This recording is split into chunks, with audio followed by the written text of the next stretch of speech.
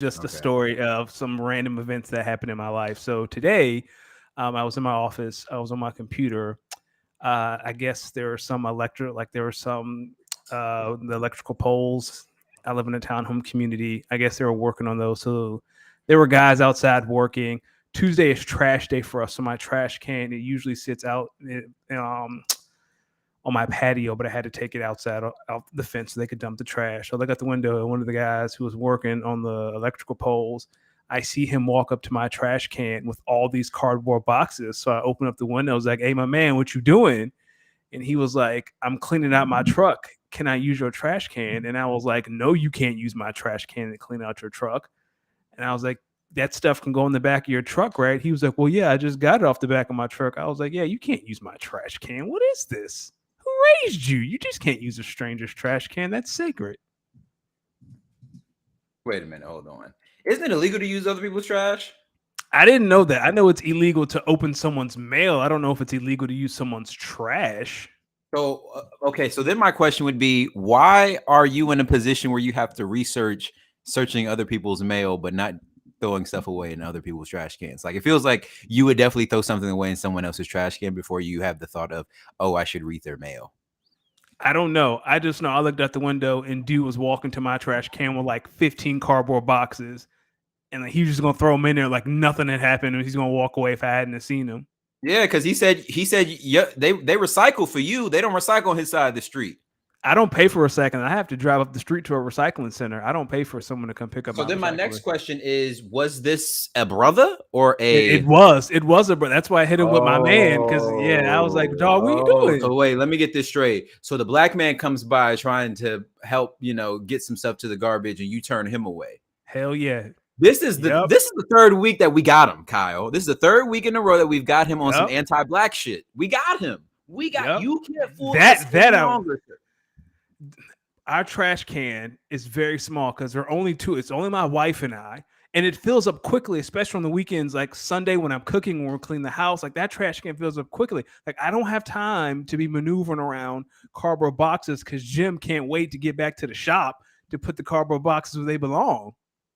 Because I know he drives his truck to his shop where he gets his his personal vehicle to go home. So why can't you unload the boxes at the shop? Why you got to use my trash can? Because you're already doing it. So it's like killing two birds with one stone. Maybe he was trying to No, make a friend in you. Maybe he was using that as a way to, he why? didn't. He didn't even know I exist. Okay, my next question for you is, when did you realize you hate black people? I don't. Now we're getting It crazy was with the Kanye. chatter. It was Kanye talking about Hurricane Katrina, right? You Now saw we it. getting Yo, yo, crazy. yo. Can we bring Hey back like? yo. Can we bring back like Nope. OG original award shows, like live award shows, where it's like, You well, wouldn't I know watch it. the writers are on strike right now, so it might be a little wild. But yo, do you remember your reaction when you just watching TV and Kanye goes, George Bush does not like black people? I do, and I remember Chris Tucker. I remember like Michael Chris Tucker didn't Myers know what to froze. say. It was Yeah, Chris cut. They cut to Chris Tucker, and he was like, "What you want me to say?" I like the Michael Myers, just like because he's standing next to Connie when he does it. Just like, Yeah, like what does he have? What can he say? Michael Myers had the perfect. Michael Myers gets no blame in this. He had the perfect reaction because I would have had the same reaction. Michael Myers. See, Michael Myers, listen, the world wouldn't have seen this vision, but I would have saw it. See, what you should have did, Michael Myers, is you should have gotten your Austin Powers back. Just looked at him and just said, "Oh God, well, groovy, baby."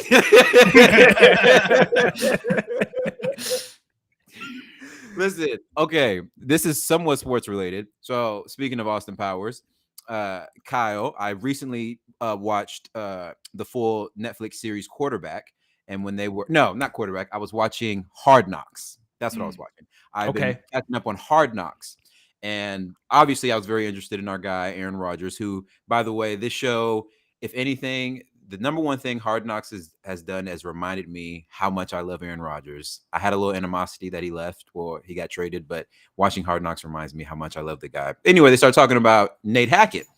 And if you guys haven't watched, Nate Hackett has this love for Austin Powers Gold member. Like, you ever find, which brings me to this. Do you guys know of those movies where you're just like, oh, this is a cool movie, but then you meet someone who like finds that movie to be like the shit, and they like know everything about this movie. That was the feelings I had when I was listening to Hack talk about Goldmember, because I was like, damn, Goldmember was a cool movie, but do I need to go back? Because he knew everything. He did. Everything, all the facts. Do you know why he likes Goldmember? Beyonce. That's the only appealing thing about Goldmember is Beyonce. Okay. I do find Michael Meyer funny though. So Michael He is Myers. funny. Like Austin Powers is my the jam. rookie tight end making me mess up that name so much. Yeah, definitely. We're definitely not talking about you, Mr. Las Vegas Raider. We are definitely talking about the OG Michael Meyer or Shrek, because he was the OG in Shrek too. Which, by the way, I will put the first 3 Shrek movies up against any other children's trilogy outside of Toy Story, and they can give them a run for its money. Okay, Toy Story is the number one. Like, Toy Story. I don't know if anything beats Toy Story in terms. I love The Lion King, but like any of the sequels weren't that good. So as a trilogy, The Lion King was spearheaded by the OG. Now, if we go like OG movies, that's a whole different argument. I'm talking about like trilogy, so you got to have like some equity in the storyline. Like, no, that's fair. Shrek it was early. Yeah, they were able to. Yeah, I got nothing. Because sometimes a movie is just designed to just be one movie. It's so successful that they force feed us a second and third. But that doesn't always work well. Most of the time it doesn't. Sometimes they can recapture it a second time. Yep. But and the Shrek is probably an example of that. Toy Story just had that good, consistent storyline. So along with Shrek, which now I'm gonna get on my wild take. Here we go. Put Shrek, any trilogy out here. I'm telling you right now, we can do a trilogy versus trilogy Royal Rumble. Shrek is finishing top 3 at least. Yes, it is finishing top 3. Oh, Kung Fu Panda. I've never seen all 3 Kung Fu Pandas. No. Kung Fu Panda 2 won all that. 3 was good. 1 was obviously the OG. 2, I think, is where they fell off. But that's just me, Akili. That's just me. I'm serious. And I'm not just talking about children's movies. I'm talking about across all genres. Yeah. Shrek will finish top 3. That's my I don't think I'd go that far, but I can respect the take. Yeah, I wouldn't go that far, but name me some trilogies. I mean, I ain't got Go ahead, Danny. No, I was like, I ain't got nothing off the top of my head. Movies like superhero movies don't count unless it's like the Dark Knight trilogy. Well, that's what I had 3 like MCU sort of storyline. I really have 4 that come to mind, and Dark Knight trilogy was one of them. Lord of the Rings trilogy, my absolute favorite movie trilogy of all time. That would win the Royal Rumble in my mind. The original Star Wars trilogy, and that's 2. Another movie where it was just it was supposed to be 1, and then it was so successful that they made a 2 and a 3, and now a 4 recently, but the Matrix trilogy.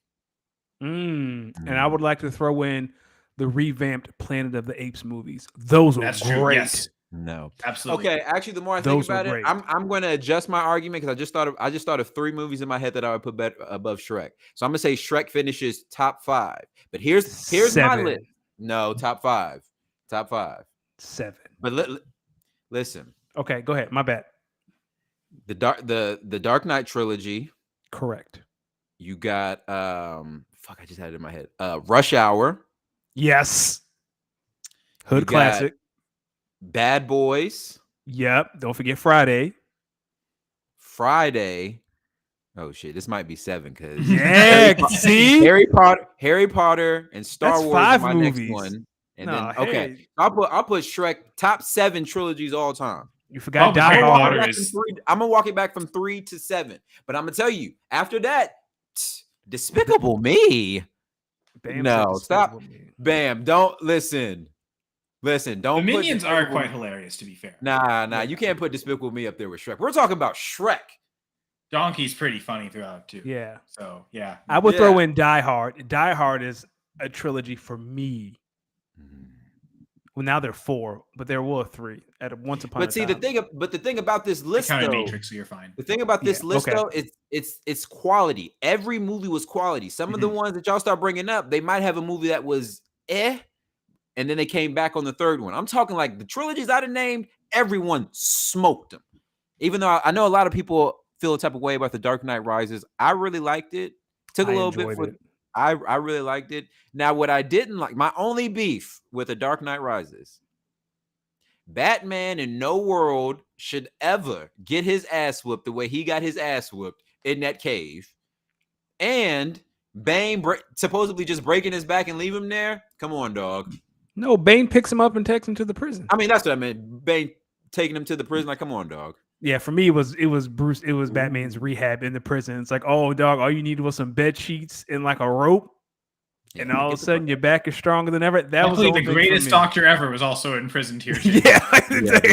Doctor Strange just happened the Born to be Identity in trilogy. I love that. This dude gets his back completely broken. Like you just hear it, and this guy just magically and let's talk about the timeline. Listen, let's talk about the timeline. This probably took a couple weeks, maybe a month at most. There's no way you heal from a broken back, because that bomb had 8 months. It wasn't even a year. It wasn't a year. Like it was winter when he broke his back. It might have been a year because then it was winter again because it was snowing. Like there were flurries. So it might have been a whole year. It still takes longer than 365 days to heal from a broken back to the point you can start fighting cats in the street. Yeah, Batman. Listen, Batman's the greatest superhero of all time, but we can talk. He's not a superhero. Stop. Neither is Iron Man. Then. Okay, they just rich dudes. That's fine. I'm down with that. They just rich. Yo, see, you about to trigger me. Stop playing with Batman. They just rich. Batman is the GOAT. Batman. I don't want to hear that Superman shit because Superman is what some people will call what's the word I'm looking for? An alien? A bitch. How you been? Hold on. So no. If Superman were in Gotham, there would be no crime. Batman consistently gets his ass kicked by mediocre villains. You can't say that because Superman could take care of. Metropolis is being attacked by supernatural beings. Batman is dealing with a dude in a purple suit and a guy who's 3 foot tall and 3 foot wide. Metropolis ain't nothing but Salt Lake City in the air with an alien. Dog, no, man.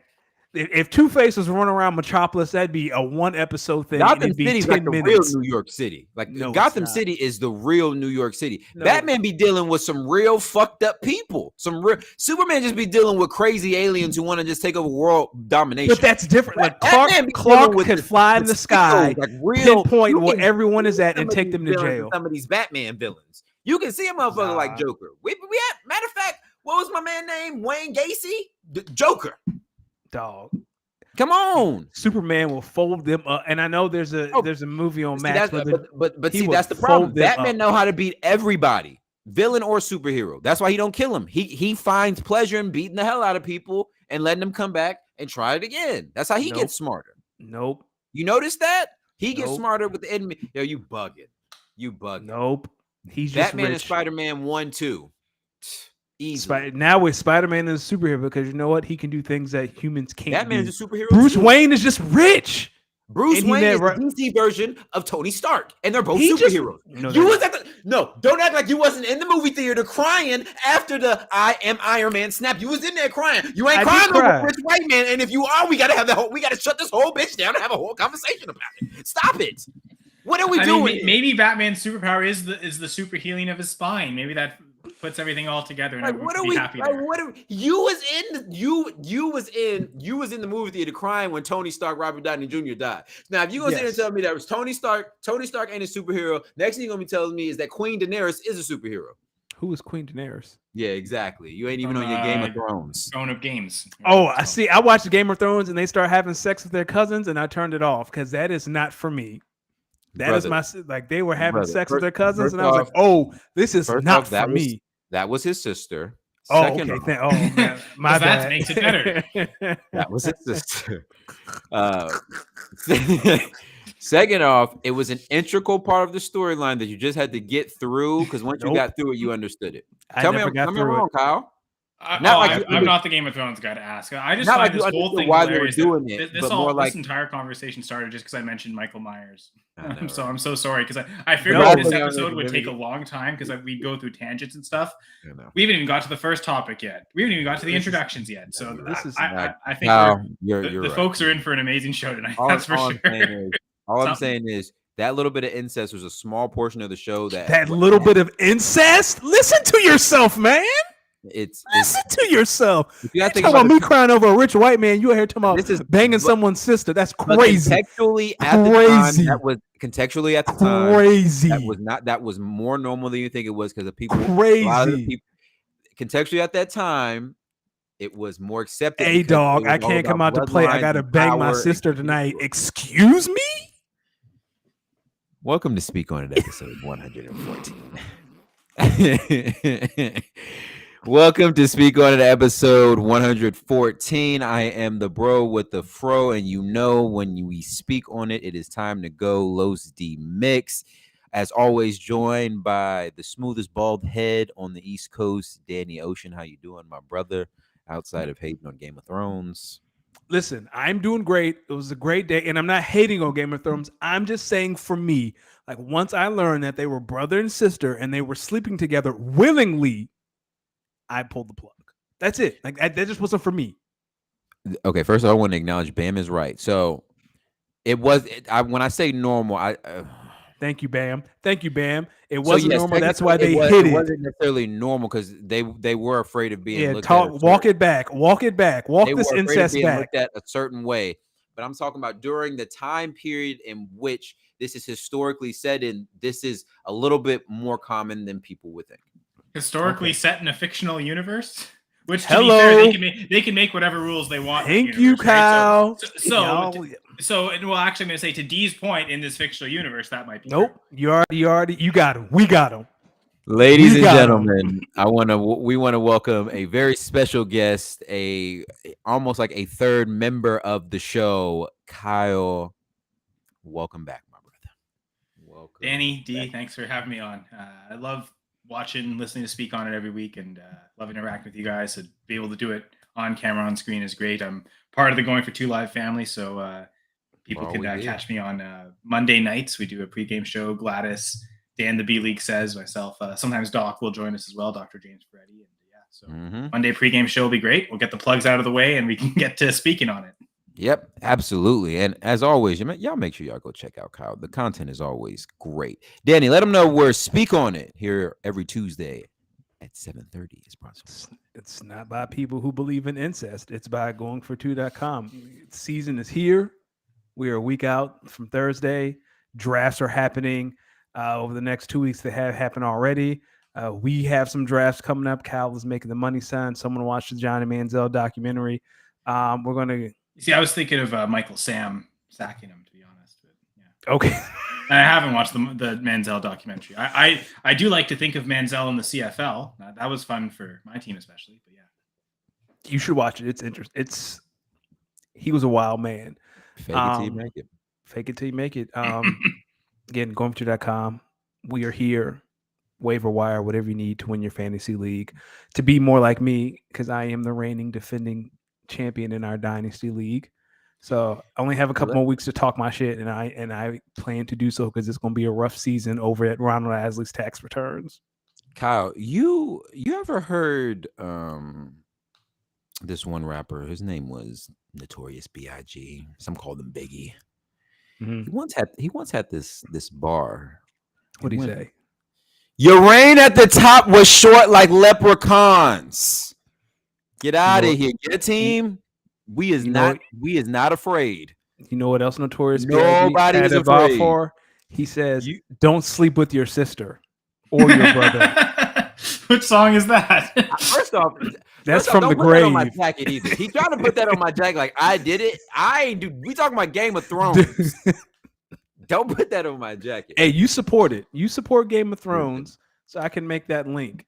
Listen, we're gonna talk about fantasy a little bit later, but we're gonna start off in the NFL. Let's do it. So, as we continue, as we look ahead to the season in a few weeks, we continue our weekly divisional coverage.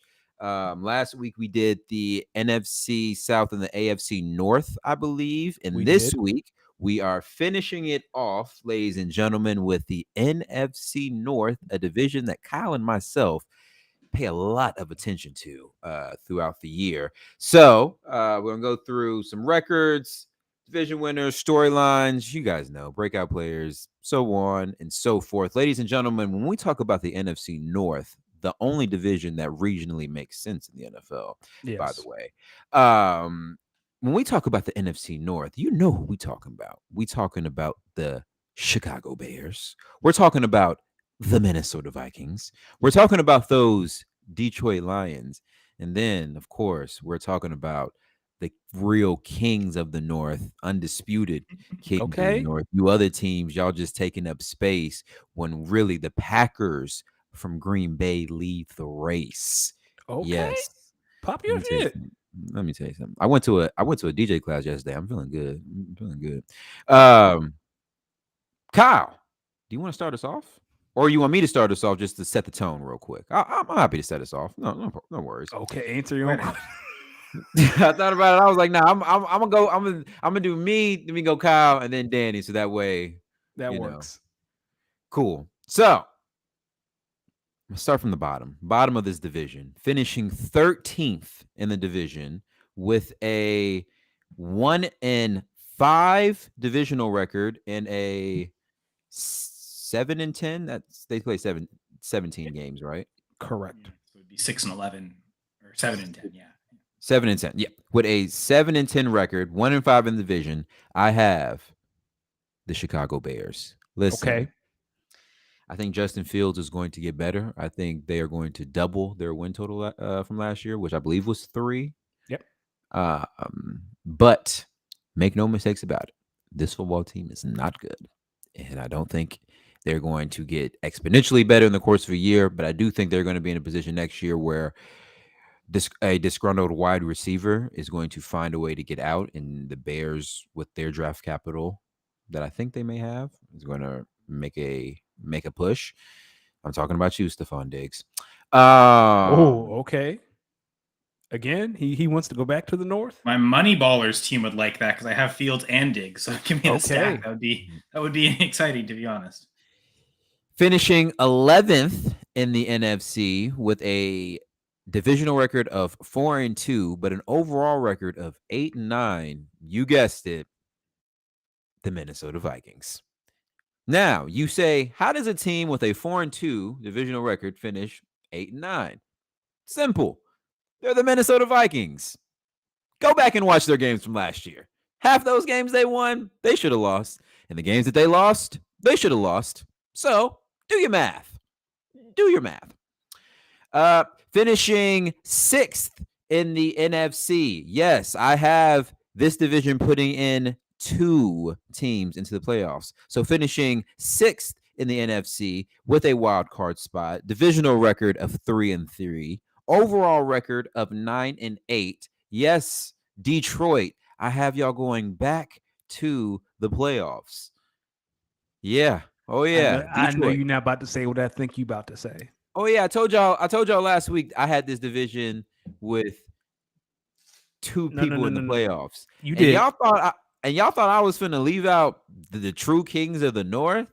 Oh yeah. Finishing 4th in the NFC with a divisional record of 4-2 and an overall record of 9-8. Yes, 9-8, winning the division over the Detroit Lions, whose divisional record was 3-3. That's how they did it. The true kings of the North, the Green Bay Packers. Oh yeah. And to Bam's credit, they could get swept by the Lions this year and still win the division, to be fair. So yep. At least that won't be the reason they don't win the division. I'll say that. Yep. Now, so I don't actually have record predictions. I have touchdown projections. So Danny, I don't know if you want to go first so that I could kind of do a whole segment on the touchdowns. Or okay, that's a good idea. So like D, no surprise. Not the same order as you, but close. The record rise, close. So for me, 8-9, 2-4 in the division. I have the Bears finishing in last place at 9-8, 3-3. The Minnesota Vikings. To your point, last year the games they won they should have lost, and the games they lost they should have lost. So Lady Luck will only visit you. She usually stops by once a year, or once every couple. Yeah, years. She may come back and get a draws though. She may come back. Yeah, and get a draws. She's just gonna leave them there so they have a memory. 9-8, 4-2 in the division, just like you. They're my 7 seed. I have the Packers. And then I have the Detroit Lions at 10-7. They get one more win. 3-3 in the division. They have one extra win. I have the Lions winning the division. Interesting. The real king, the Motor City. I just don't. Kyle, you can go. I'll save my Thoughts? So so what I've done for fantasy football, I did this last year as well, is I try to project touchdowns, offensive touchdowns for every team in the league, split both passing and rushing, and also for individual players, part of the fantasy football analysis stuff we do with going for two, and I do with full press coverage. So with this, usually the way I go with players is I'm looking at Peter Howard came up with a stat that since 2011, essentially the average is 155 scrimmage yards every touchdown. So just looking at players' yards over their careers, what's the kind of touchdown expectations we should have for them over the course of a 17-game season? And then also looking at what these players have scored and finding out the difference, because there's some players that are just really good at scoring touchdowns. Other players are actually not good at scoring touchdowns at all.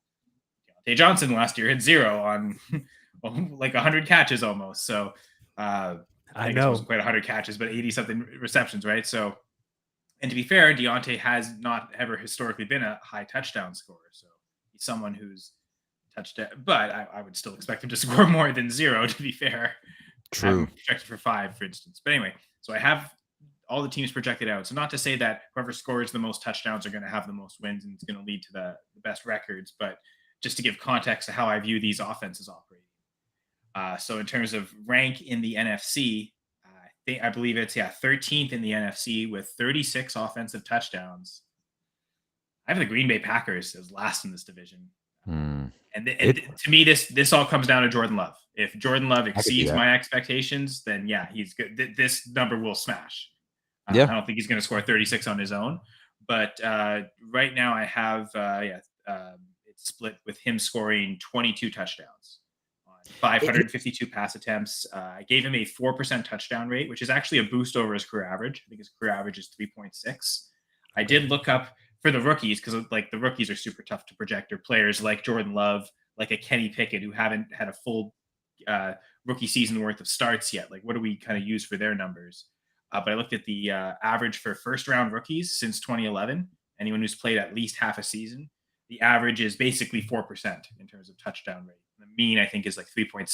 So anywhere in that range, I think, is reasonable.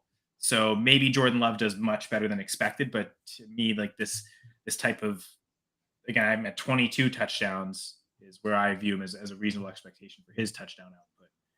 But that does put him, again, last in this division.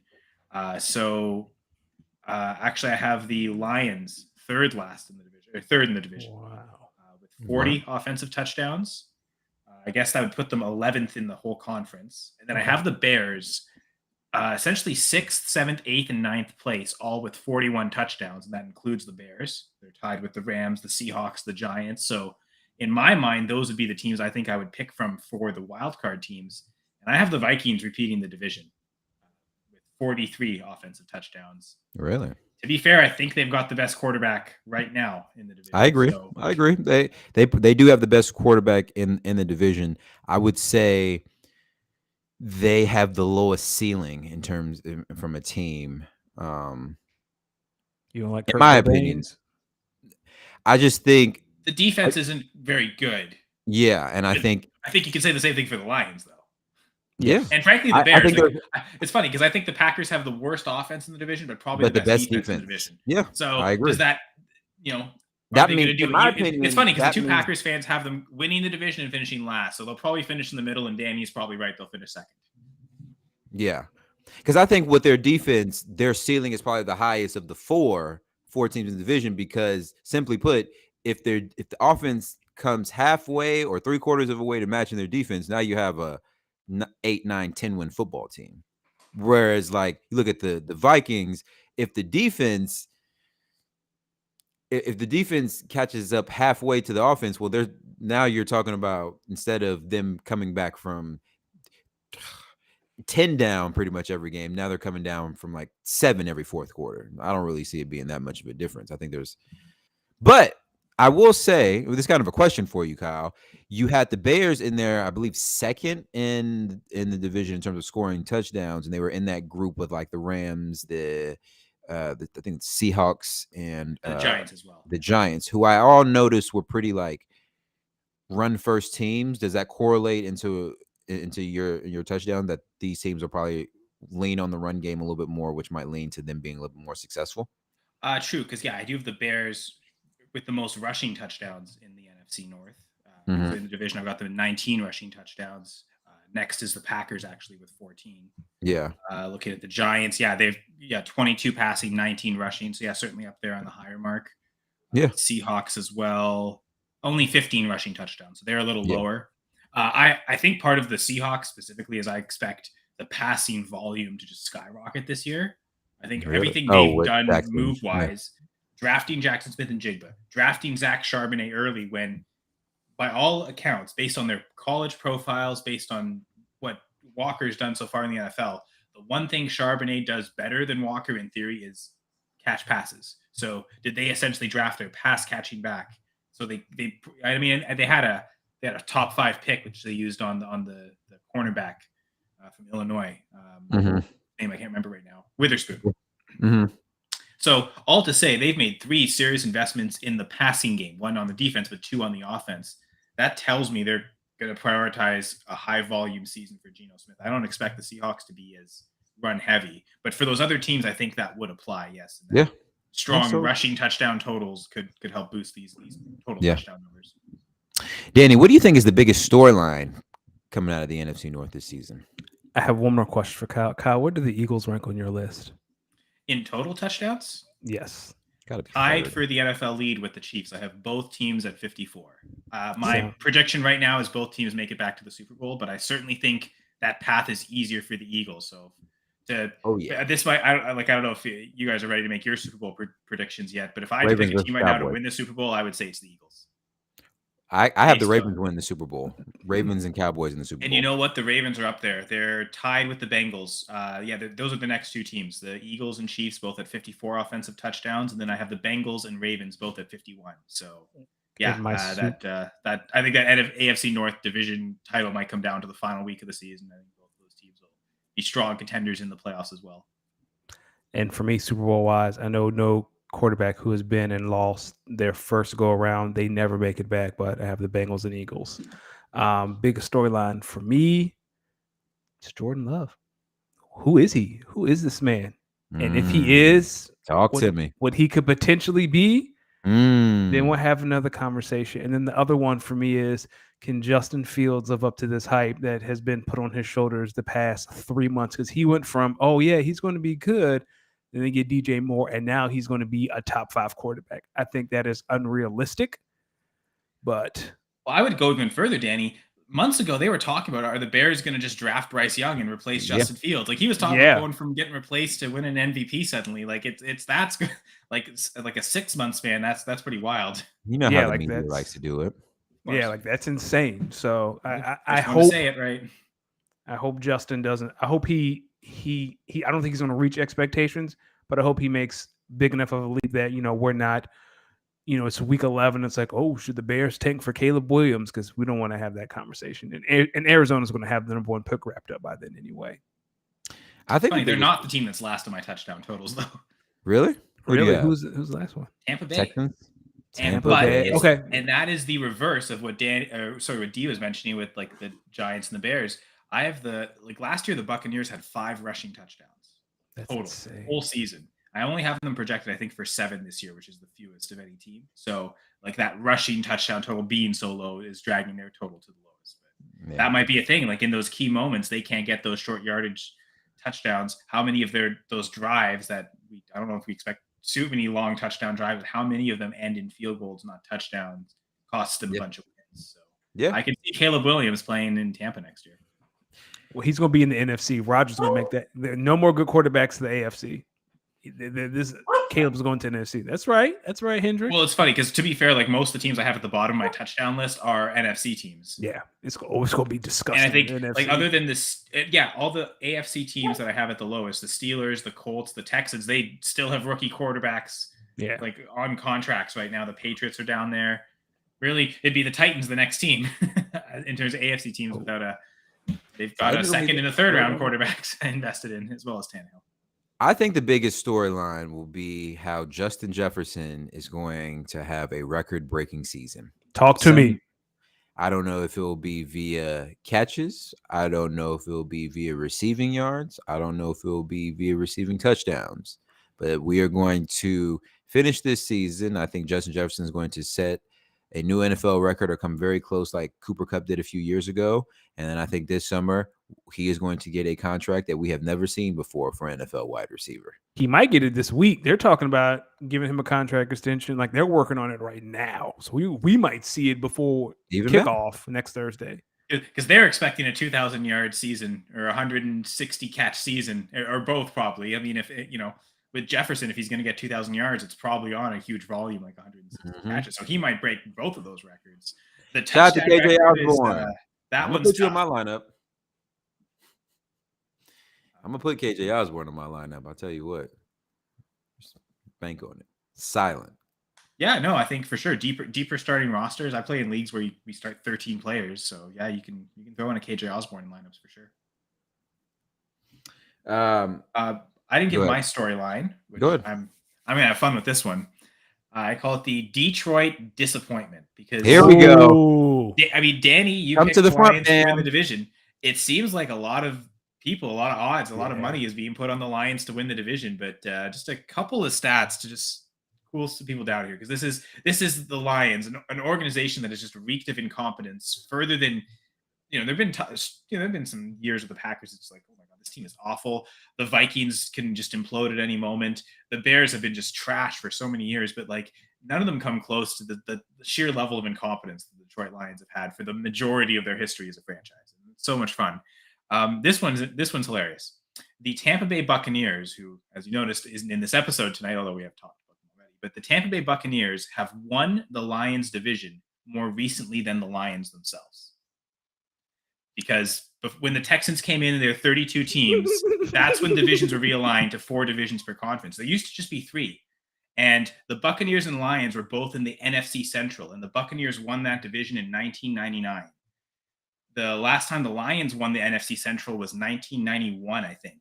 Like Barry Sanders' rookie season or his second year.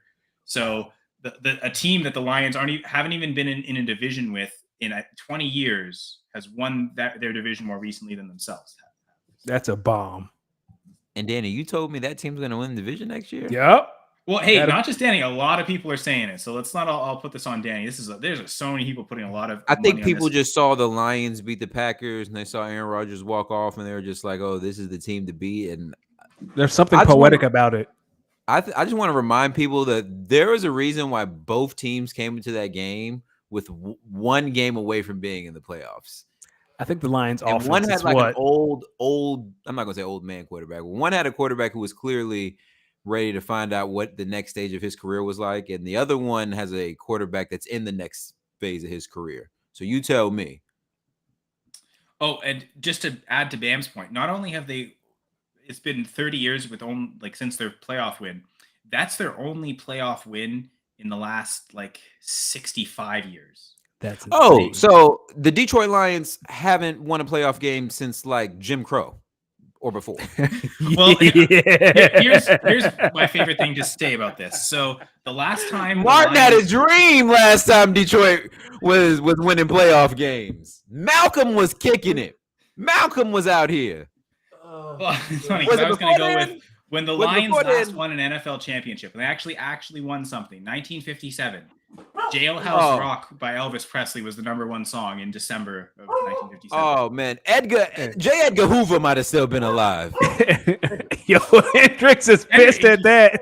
Hendrix hates that stat. Stop.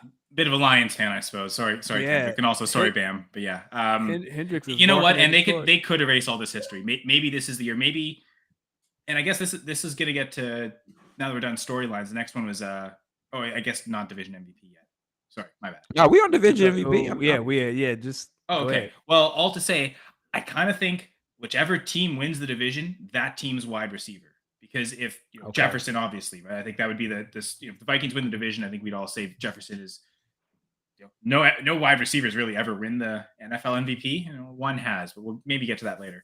But yeah, Jefferson might actually be able to do that because he's that good. So that seems like an obvious case. But honestly, if the Lions offense could be as explosive as it was last year and Amon-Ra St. Brown is just dominating, maybe Jared Goff deserves credit with that division MVP, but if the Lions win the division, I think Amon-Ra certainly could make a case for that. And if DJ Moore comes to the Bears and completely transforms that passing offense, doesn't he deserve a ton of credit too? Like, I think it'll go to Justin Fields because of what he'll do on the ground naturally, as well as increase as a passer. But I think a ton of that credit should go to DJ Moore, potentially deservingly, if he's the one that's able to unlock Fields, give him that target that gets open all the time, allow him to quickly make throws and be decisive, which holding on to the ball too long, I think, has been his biggest weakness more than anything, more than his passing ability. It's just it's taking too long to have the plays develop and to have him throw receivers open. He doesn't need to throw DJ Moore open. That dude will just get open at will. And if Jordan Love really does break out this year, I wonder how big of a season Christian Watson has, because he just become this next dominant wide receiver in the NFL. So I could see all four of those wide receivers. I have a different proposition for you. I think if Jordan Love is successful this year, do we look at the combination duo of Romeo Doubs and Christian Watson as maybe the next, the Green Bay version of the wide receiver trio or duo that they have in Cincinnati? Well, I was going to say, it's not now we getting out of hand. I was going to. Well, another out of hand compliment or comparison would be, with the rookie Jaden Reed. Does this trio of Watson, Doubs, Reed become the new Jordy, Cobb, and Adams? Oh, yes. Talk to me. I'm moist. Yeah, think. Whoa. I'm moist. I remember those days. Listen. Go Pack, go. Hendricks, please start barking to get this man. Stop talking about how moist he is. Please start barking again, because Packers fans, we're probably the worst, fam. You're right. I know. Kyle, I think there are some. I've met some real terrible Packers fans. I'm just like, yo, you're kind of an entitled motherfucker. Yes, y'all are. I just think it's been a blessing to see such great quarterback play and just such community and energy around the football team. I love it. You know who says stuff like that? Toxic fan bases, because I said it about being around Eagles fans. Toxic fan bases. I actually want to rag on as fans. Do it. Toronto fans. They're some of the worst fans. And, a lot of Toronto people think that Toronto equals Ontario or Toronto equals Canada, but it doesn't. But yeah, Toronto fans are some of the worst. And I think back to the finals when KD ruptured his Achilles, they was cheering. Yeah. Yeah, I'm actually. That's why y'all in poverty now. I was actually happy as huge Raptors fan. Love that they won the championship. I'm kind of happy they didn't win the title that night because it didn't felt like the fans deserved it. And honestly, I think the Raptors players kind of felt bad too because they I felt like that kind of sucked their energy out of it because they played awful the rest of that game. The Warriors won the rest of the game after the KD injury. I think a lot of it was just because KD wanted them. He wanted the OG. That's like a player. I think a lot of the players, grew up watching, idolizing, see him. And I think that distracted them more than it distracted the Warriors. To be honest, players are friends, yo. A lot of these players are friends. For sure. And they're Canadians are terrible people. There are some Canadians that are terrible people. I will admit that. And Toronto fans are pretty bad, and like Leafs fans are pretty bad too. They haven't won in a while, so I get it. But talk to him, Kyle. Talk heavy to him. Danny, what were you about to say?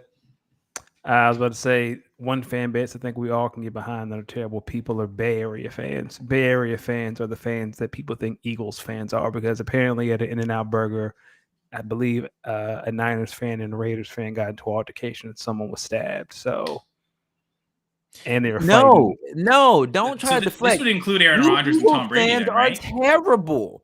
Eagles fans don't stab people. We don't stab people.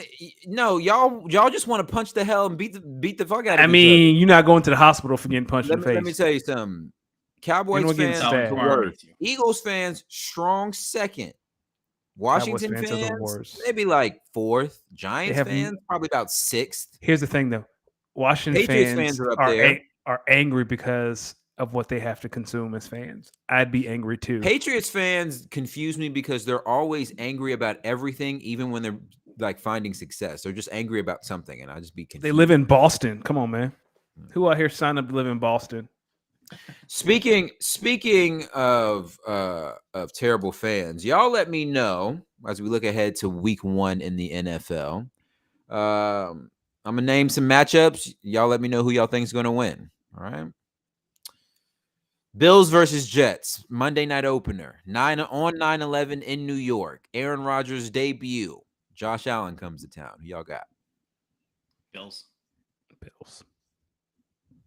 Aaron. I think if the Jets beat the Bills, it'll be in Buffalo later in the season when the Jets have got time to gel. I think week 1, that's a tough matchup. And I think the Bills are happy to at least get one Jets game out of the way early. I kind of, honestly, D, as the Packers, don't you love having to face Fields week 1?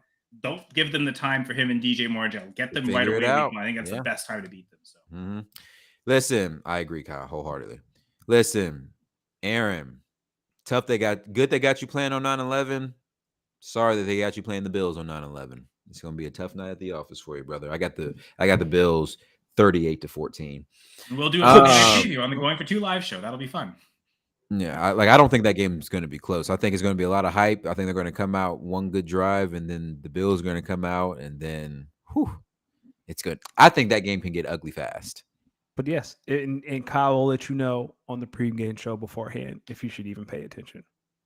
Let me know. Next, this one, when I saw it on the opening week's schedule, I thought this is an interesting NFC AFC matchup. San Francisco 49ers, Pittsburgh Steelers in the Steel City. Steelers, Brock Purdy. Whew! Congratulations, you're back. Go face TJ Watt. God bless, my friend.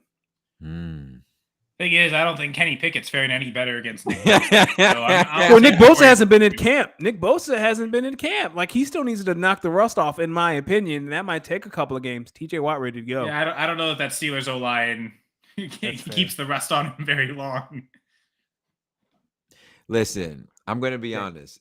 I know this is going to be week 1, but I could see some of the best defensive play all season coming from this game because a total of about 14 points is going to be scored. This will be like the 49ers week 1 last year against the Bears, all defense. And there was all defense. Listen, I flipped a coin on this one. Mike Tomlin, I ain't gonna go against you. I got the Steelers winning. Yeah. All right. 13-6. That would be a fun result, to be fair. I would love to see the 49ers lose to Kenny Pickett. That would be fun. All right. A good old-fashioned week 1 opener. Dallas Cowboys traveling to New York City to face the New York Giants Sunday Night Football. It would be the most Dallas thing to lose this game. But I've been saying this over and over.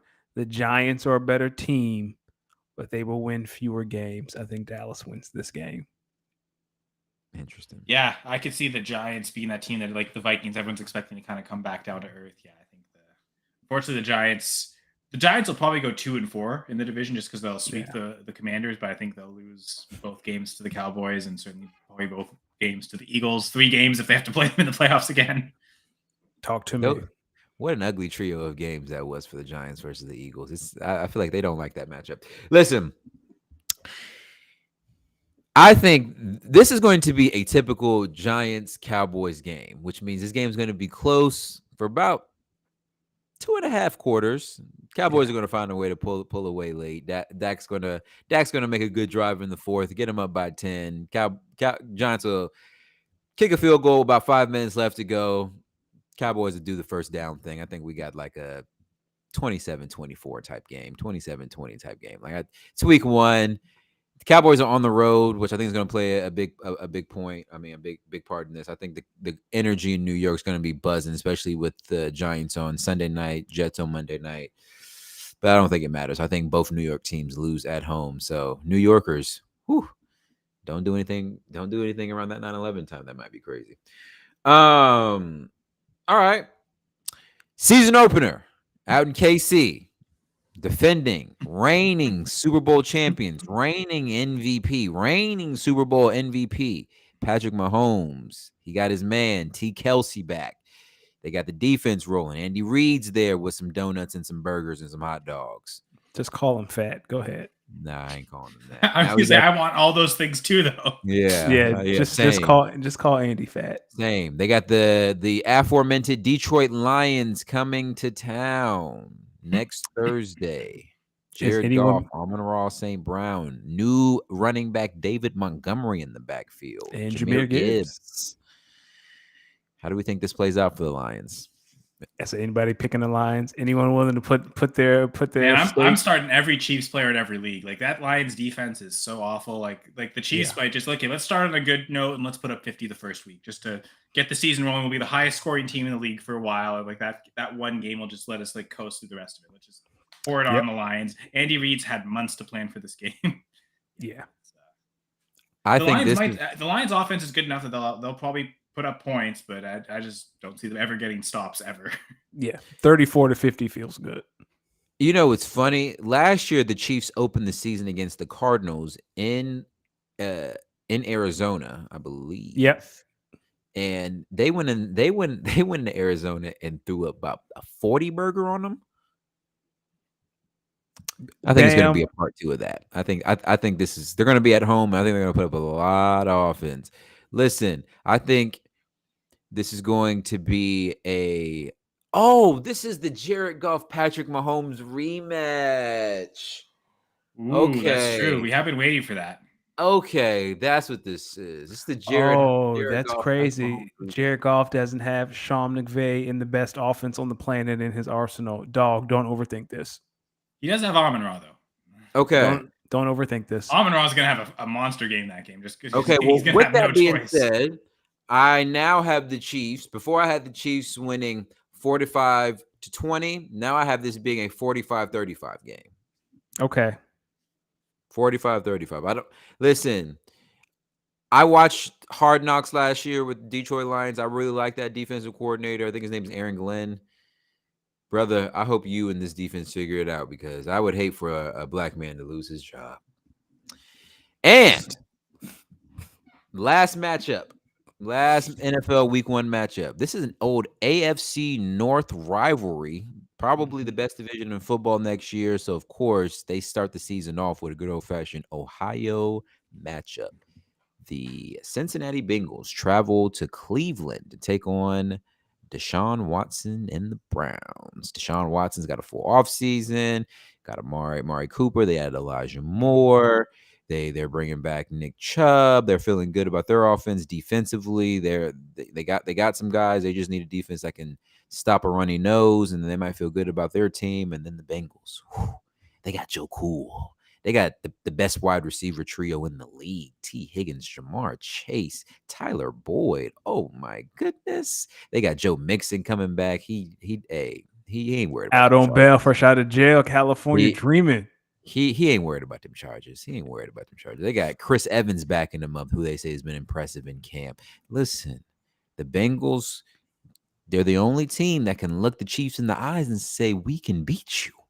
Yeah, we can beat you. Holmes still has a losing record against Burrow in his career. Yes, he does. Who y'all got winning? Bengals, Browns in Cleveland, Week 1. Cal, you go first. I need to think about this. It's crazy how good of a season the Bengals had last year. It's like we could totally see them repeating that and expect Joe Burrow threw 35 touchdowns. I actually projected that last year in my touchdown projections. I had him at 35 touchdowns, so I nailed that one completely. They were awful Week 1 against the Steelers. They came out super flat. Mm-hmm. The Super Bowl hangover seemed to be a thing. Burrow last year was dealing with the appendectomy. This year with the hamstring injury, I believe, or calf injury. Yeah, calf. So calf. I expect the Browns to be better this year. I think they'll be competitive. I actually have them as a wild card team based on the touchdown projections, of course. And so I think they'll probably sweep the Steelers or you have a good chance to do that. I think they'll get another division win somewhere. I think if the Bengals lose a division game to anyone but the Ravens, it's probably early. And so I think the Browns get the upset here, even though it's at home. But I imagine a lot of people are expecting Burrow. If without the calf injury, I don't know that I'd have the confidence to say it, but just how unsure, how much is it going to affect Burrow? We're not really sure of that. Yeah. So at the very least, for those people who are betting, the Browns as massive underdogs seems like a good bet. Whatever that spread ends up being, I think they'll at least be able to cover that, but I could see them winning outright. For me, last year, Joe Burrow was sacked 41 times. In Week 1, they have to go against Myles Garrett and Zadarius Smith. I think the nasty man still needs some time, some real game reps to knock the rust off. Kyle, I'm with you. I want to pick the Browns 20-17 or a real close game. Joe hasn't practiced since he hurt his leg in training camp. Like that has to account for something. But he's Joe Burrow. I'm going with the Bengals. He Joe Burrow. Listen, I always think it's funny because you fans are fickle out here. One day you hate him, one day you love him. One day you're morally stepping with missed him around the big steppers, and another day y'all are not too much better than the Antichrist himself. Not talking to you or you, Kyle or Danny. I'm talking to the fans out here. So, Los, D-Mix, what does that have to do with the Bengals versus the Browns? Browns fans. On Sunday, September 10th, 2023, at probably around 4:35 p.m., you're going to have to go in the mirror, look at yourselves in the mirror, and ask yourselves how you feel about yourselves that you had to cheer the nasty man on when he came from behind week 1 to beat the Bengals. Oh, okay. 24-17. Okay. And y'all are gonna have to look at yourselves and ask yourselves, is my football team winning better or worse than my moral compass? Something you got to struggle with all season. But it doesn't matter because you can be the 4th team in your division. Well, I would argue if you're paying for tickets and going to see them, win or lose, you're still supporting, so you might as well get the win and feel at least a little better about it, right? Might as well. That was fun. Thank you guys for that. Listen. Whoa, Bam. Hold up. We're not reading that. Nope. Ayo, Bam. Hey, yo. It's true. The Texans almost always seem to be like losing early, then they're having to come back from behind because we've seen what happens if they get the huge lead, they just blow it. So, whoa. Yeah, you're right. I'm just kidding. That is still one of the wildest playoff games I've ever seen. In Arrowhead, Deshaun Watson goes up on Patrick Mahomes. The moment where he's air guitaring, right? The air guitar. That is the moment everything changed for Deshaun Watson. Like just in that moment, like air guitaring, and then the whole world collapsed around. The whole world. All right. Ready to hit our quick hitter section. We're not going to start with fantasy. We're probably going to end with fantasy because I feel like that would be a good conversation. So I'm gonna throw out a few topics out here. Let's just discuss a little bit. Let's start with this one. You mentioned this one earlier. So over in Budapest, we have the World Championships.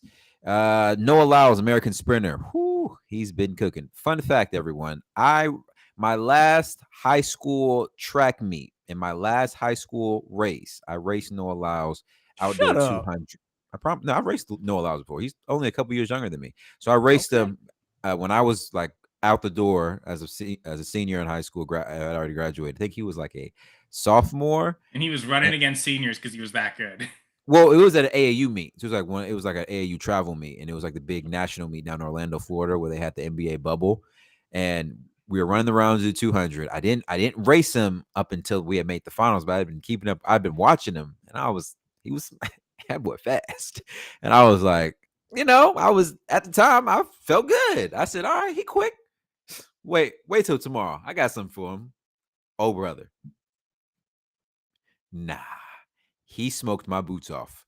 I believe I came in second or third, but he ran a fast time, and he was only a sophomore in high school. He is now the American record holder of the 200-meter dash and a world champion in the 100 and 200. He also was a part of the winning 4x100-meter team. I say all that to say, on his podium, he had a press conference. He was spinning a podcast, basically. He basically said he didn't like how the NBA called themselves world champions when they win the finals because they're just playing against other American franchises. They shouldn't be deemed as world champions because he feels like in track and field, he's racing other athletes from that are representing their countries. Thoughts? Cal, you go first. I've never heard of Noah Lyles until this moment. I'm usually not like, an American athlete out, whatever, but now I love Noah Lyles for saying that because that's true. That's always bugged me about the NBA does that. The NFL is awful for that because they barely have anyone that's not American playing in that league. At least with the NBA, I can kind of understand like this is like the best collection of global players in this sport that the whole globe plays is there. So like the NBA maybe is and more that was, about to your the point, NFL that was saying it. Durant's Oh my point. God, they don't even like. There's a different versions of their sport just in North America alone, like Canadian football, for instance. enough different rules to say it's a different sport. So it's wild. Baseball calling it the World Series. Like there's one team outside of the States in that. Like, and the Blue Jays might not even make the playoffs this year. Who knows? Even though they have. And some would also say that America is not the best baseball country in the world. Some would say that's the Japanese. They just did. I mean, we know that the world champions are currently the Japanese team in the World Baseball Classic, right? That's a legit World Series world champion. I love hockey. I love the NHL. They're the only ones who don't say it's Stanley Cup champion. They don't ever go by world champion. It's always Stanley Cup champion, NHL champion. They're the only ones that actually keep it in perspective well. And the Stanley Cup is actually the best trophy in sports too. So that's wild. Yeah, that's always bothered me about the other sports. But. Danny, what do you think about Bam's comment that Noah Lyles is bitter that nobody cares about Olympians? There might be some truth that. I know this is getting blown out of proportion. He just had some hate in his heart. That's all. Like he had that one in the draft. He had some hate in his heart. He just had to get that hate out. Like that's how how I feel about Notre Dame. That's how he feels about the NBA calling themselves world champions. Like he just had some hate in his heart. I ain't mad at him. Like if that's what's on his spirit, and you just win, you just gotta let that hate go. Let it flow. Something gotta let the hate go. Let it out. That's fine. Just let the hate go. Noah Lyles, to Kyle's point, I understood what you were saying. The problem is not the message, but the messenger. And listen, Noah Lyles is technically correct, but I would say the NBA, in terms of all the American leagues, has the biggest argument to say that their champion is a world champion because one, as Kyle mentioned earlier, the NBA is deemed as the best collection of global basketball players in the world. Two, America being probably globally known as the best country in terms of basketball. They have the results. You can't even argue it. So historically, America has been known as the best country in basketball. So when you put that in the world's best basketball country, they have the best basketball league with the collection of best basketball players from not only its own country but other players in other countries. It's very, very you see why players like Kevin Durant, Devin Booker, other players come out and just look at him like, yo, what the fuck is this dude talking about? Because when you put it like that, it's tough. And there's only 15, 16 guys that make an NBA roster. So of all the millions, hundreds and thousands and millions of basketball players in the world, there is a small collection of them that play in the NBA. And that is why they look at themselves as world champions. I understand. I'm not going to say he's right. I'm not going to say he's wrong. I'm saying I'm a neutral party in this.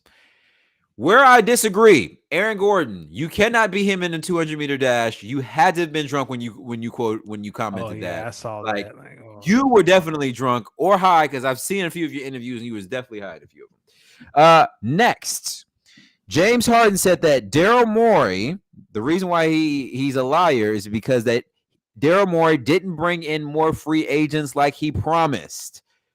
So, Kyle, for some background, James Harden was in China, was doing some, they go to China to do little hooping camps or whatever. He comes out to this crowd and says Daryl Morey is a liar. He will never be a part of this organization again. He later, when the NBA does an investigation of it, because they want to know, yo, what are you talking about? He lied about. James Harden says he promised to bring in more free agents and he didn't. And the NBA has to take his word for it. So they're just looking at it like, so you came out on the record and said you'll never play for Daryl Morey again because he didn't get free agents like you said. And everyone's just like, okay, James Harden. So he was fined $100,000. He was fined $100,000. Jokes only. What did Daryl Morey really do? I can't say it. I can't. I thought it was just Daryl Morey. That was James Harden's favorite girl at his favorite spot, and you went in there and offered her a Supermax. What is wrong with you? You sicko. Yeah, James Harden ain't coming back. You in a Philadelphia strip club at that, and you went in there and offered that girl that type of money? You damn right James Harden ain't coming back. You ain't gonna play with. Listen, hey, and you supposed to be his partner too. You came on his little honey. Nah, he can't trust you. Does anyone watch Winning Time on HBO? What do you about to say about Magic Johnson? I'm just saying, like the Morey Harden relationship feels a lot like the Bus Magic relationship. If you understand, like they're too close. Elaborate more. You can't be friends with your boss. You can't be that kind of friendly with your boss. Because when the boss is the boss and you get upset at the boss, like that's what's happening on Winning Time right now. For those of you who are watching, we're getting to the point where Bus is standing up to Magic, and you can tell Magic feeling some kind of way about it. Like, again, for those of you who watch Winning Time, I don't want to spoil this week's episode, but this is what the same kind of thing. When the boss has to be the boss and throws your friendship out the window, you feel some kind of way. Wait, do people not know the Lakers won championships in the 80s? Oh my god. Winning Time is my shit. My wife and I love Winning Time. Listen, it is one of the best shows on TV. I love it. There's a reason why the Los Angeles Lakers is the best brand in basketball. Listen, we got a few college football games. Kyle, I know this is not your bag, so take over, guys. But we do have a bag for you after this. We do. So, Danny, we got some games. I'm gonna run through them. You let me know if you're excited for it, yay, or if you think it's gonna be a blowout. All right. Okay. So we got Colorado versus TCU. Excited? I'm only excited because it's Deion's first game. I want to see how Deion does against a ranked team who just cut out of the national championship. Even though that TCU roster has been gutted, Duggan's gone, Quentin's gone. Like that roster is turned over. They're still 15th in the country. They still have a lot of talent. Big 12. I just want to see what Deion's first test against a real D1 school. I think I'm excited for this game. I think I'm excited for a few reasons. One, I read somewhere that Deion got 2 of his toes cut off, so he could. How many toes does he have? I feel like he get a toe cut off every other month. So he could be there at a Jackson State game. So I'm excited. I'm excited because I see the dedication that my man Deion Sanders has to and football. Get healthy, Deion. I'm also excited because you saw me on the big TCU bandwagon last year as they went along. Yeah. Curious to see their national championship hangover. How do you build your program's pride back after getting smushed like that in a national championship game? Ask Kawhi. And it's almost like they shouldn't have been the 3 seed. They should have been the 4 seed. Yeah. Ask Kawhi how's it feel to come back after getting your ass put by the SEC. They ain't been back since. It's true. And I'm also curious to see how, considering this is going to be a future Big 12 matchup, how does Colorado kind of fare against a real Big 12 juggernaut? LSU versus FSU. What you thinking about? Yup. Sign me up. Let's get Brian Kelly the fuck out of here week 1. Get him out of here. Sign me up. I'm on the opposite end of that. I want Brian Kelly back with the full Baton Rouge accent. I need all the gumbo and all the accent because Florida State, get them the fuck out of here. Shout out to my Hokies. This is an interesting one. Boise State versus Washington. Do not care. I know this is Chris Peterson. Is Chris Peterson still at Washington? I don't think so. I think he is. Is he? I don't think so. I actually think they let him go not too long ago, or he retired. I gotta look this up. I don't care. I really don't care. Do you care about research tonight? Yeah, bam. He's too busy talking about Twinkies. In the meantime, I'll talk about one I am excited about. North Carolina versus South Carolina. Someone who has a good number of friends from both North Carolina and South Carolina and been to both schools. This is a big rivalry. I'm curious to see if Beamer Ball in South Carolina can live on, or if Mac is going to put out another North Carolina team with a really good offense and a bad defense, but they got a Heisman potential in Drake May. So curious to see what it looks like against a SEC team that I think a lot of people are undervaluing. I think South Carolina is going to be better than a lot of people think. Well, you think Spencer Rattler finally will live up to the hype 2 years later? Might take a little bit of time. And Chris Peterson stepped down in 2019. He been gone. I told you. Yeah, it's Kalen DeBoer. Yeah. Okay. Yeah. Kalen DeBoer, is that a brother? So we have. I have a name. I don't have a picture. For some reason I see pictures of Ron Rivera. But last matchup, Danny. It is which I guess that makes sense. He is the last matchup we have. It's an interconference matchup that we had last year, actually. Rematch of Florida versus Utah. This is very interesting because these teams, Florida came alive during last season, and Utah kind of caught win their back half of their last season on the way to winning the Pac-12 championship. You excited for this one? I am. This is the game last year. Anthony Richardson kind of put his name on the map to the national stage. This was the game. Afterwards, people were like, "Huh, maybe there's something there with Anthony Richardson on a national stage." I know there were some people who were talking about Anthony Richardson before the college football season, but it was the Utah game where America was like, "Huh, who's that guy?" I am excited for this game. Utah seems to be the only team in the Big 12 that can actually challenge USC seriously. I think they beat USC twice last year, right? They beat them in Utah. Then I think they beat. No, they didn't beat them in the. They did beat them in the Pac-12 championship, right? And then Utah went to the Rose Bowl. That's right. And USC lost to Tulane in the Cotton Bowl, which is why Tulane should be higher than 18. Anyway, or I'm sorry, 24. Yeah, I'm excited for that game. I think it's going to be one hell of a game. I think I'm curious to see how both programs kind of bounce back after the culmination of where their seasons ended and the players that they lost last year. So excited to see it. And I think it's always good when we have interconference matchups. Speaking of which, ACC, I don't know what the hell y'all doing. Y'all either going to add Cal, Stanford, and SMU, or y'all going to kick them to the curb and let them go somewhere else. No. Don't do that. All right. It's that time, Kyle. We're ready to talk a little fantasy. Hold on, wait. Cal has to talk about the CFL Labor Day games first. Oh, yes, you do. Yeah, and it's funny because Labor Day games, they kick off it's the last CFL games before the NFL season starts. That's always kind of fun. So we're right there. We're leading into it already.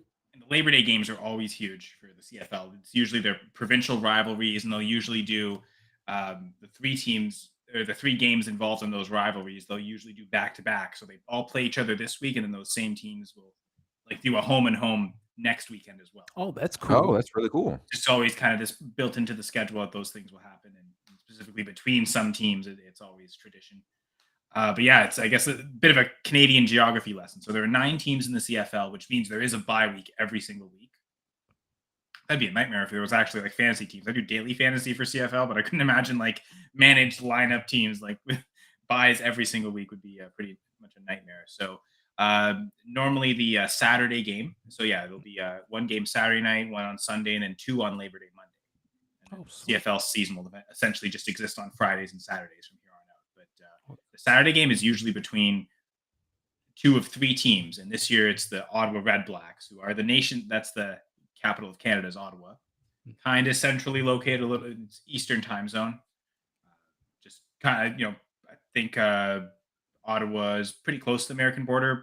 I think New York, part of New York State, northern New York State. So just to give context there. So they're not playing this Labor Day. That first game is between, it's usually the coastal matchup. It's one of 2 things. The Montreal Alouettes will almost always play in it. They'll either play against Ottawa because they're closely located for those, but it's also right now Montreal's the furthest most eastern team in the CFL. And the BC Lions, who play in Vancouver, who are right on the Pacific coast. So it's kind of a Saturday night will be the coast-to-coast battle between those two. Whereas everyone else, it's all very, a lot of close proximity between teams. The Sunday game is between the Winnipeg Blue Bombers and the Saskatchewan Roughriders. And Winnipeg's the capital of Manitoba. Saskatchewan is its own province. The Roughriders play in Regina. Say that properly. Make sure Regina. I do have to announce that one. But anyway, those 2 provinces they share a border, so they're kind of. I'm not mature enough for this.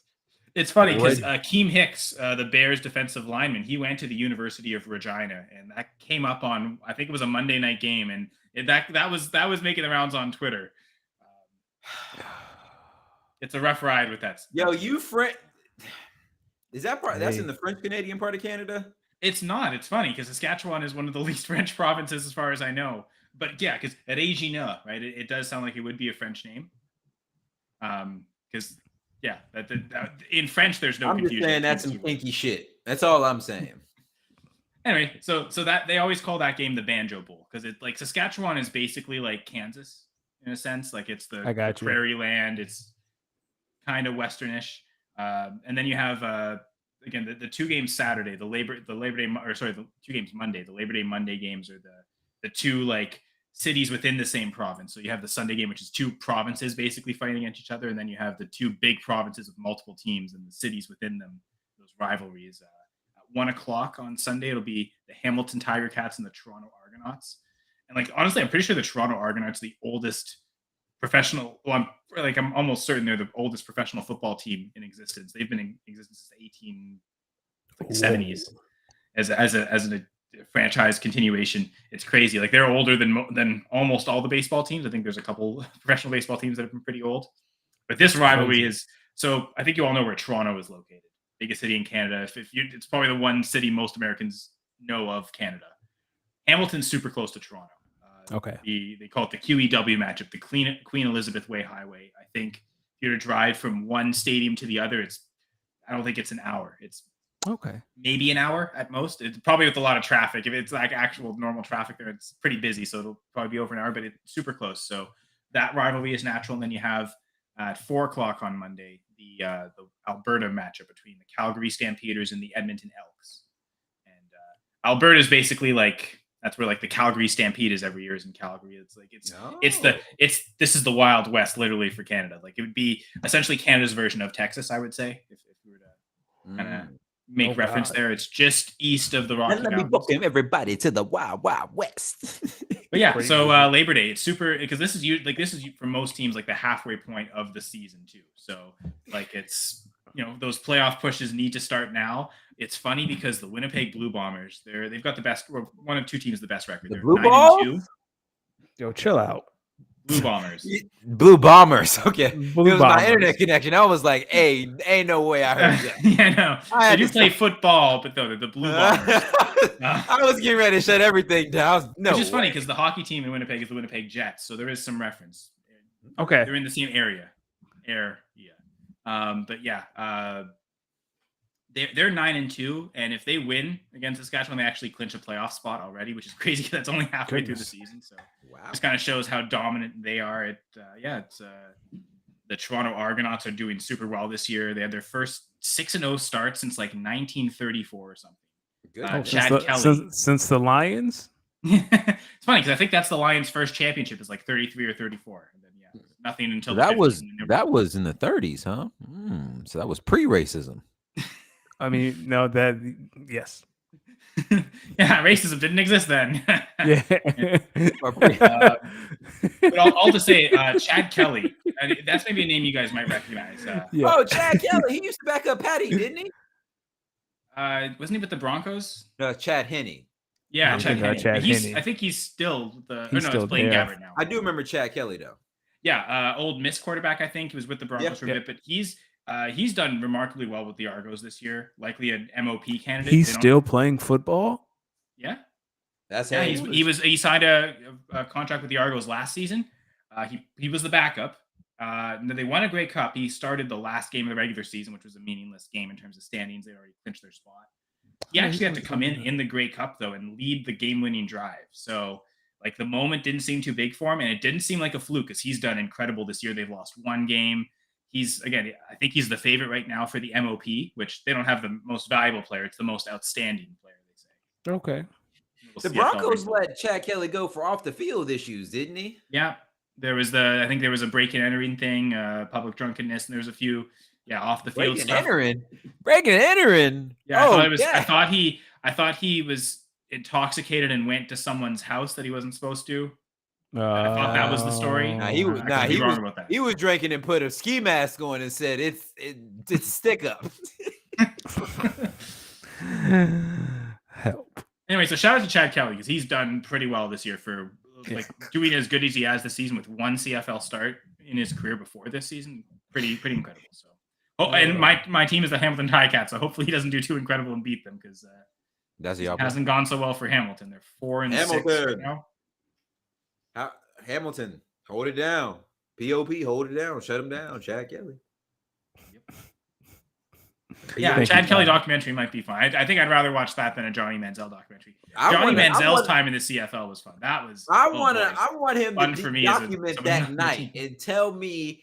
I want like the deadpan. When they talking to people, I want him to deadpan, look at the camera, and just be like, "And I put that ski mask on, and I told her to run that shit." Oh gosh. Help.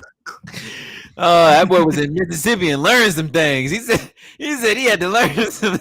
He was there. Was Hugh Freeze still there when he was there? Hugh Freeze can he teach you a thing or two about some money. Hugh Freeze, the man to talk to. Fantasy. Oh man, guys. So you guys want to start in Dynasty since we have Bam here. Let's do it. So, ladies and gentlemen, we have Kyle here. So this is a special segment of our Fantasy Commissioner Talk. Kyle, as you all know, is in our All Money in Dynasty League. He is also in our All Money in Superflex League that is drafting next Wednesday. Yes. We'll talk about that league soon. I'm going to start by talking about the Las Vegas Horned Ducks. That is my team. I don't know if you guys saw the news earlier, but it was official that Jonathan Taylor is now on the PUP list, so he will miss the first 4 games of the season. I'm not going to lie. When I saw this news, I kind of looked at my phone and I didn't throw it, but I just kind of like tossed it up in the air and then caught it because I then went back and thought about the trade offers that I had, and I'm thinking about it, and I was like, man, maybe I should have taken one of those offers, but I still think there's a lot of value there. I think when healthy, he only has 3 years in the league, so he still has a lot of good football left to play. I don't know if it's going to be in Indianapolis this year. Who knows about next year? I still think he's a really good player, so I hope he figures it out. But until then, Samaje Perine, you are now RB2. Well, I just noticed you picked up Zach Moss, so and I picked up Zach Moss during not too long ago because I needed some sort of reassurance on Jonathan Taylor. I'm not going to lie to you, my running back room was a little weak, but my wide receiver room, if it turns out to be something, I could have a lot of gems. Tyreek, led by Tyreek, that's our veteran, but we got Romeo Doubs and George Pickens. Got a little Sky Moore in there, Michael Gallup, Paris Campbell, Van Jefferson, KJ Osborne, Rashid Shaheed, Alan Lazard, guys that are serviceable in a deeper league like we got. And I will also say that I think in this league, I may have the deepest tight end room. Oh, have you seen my tight end room?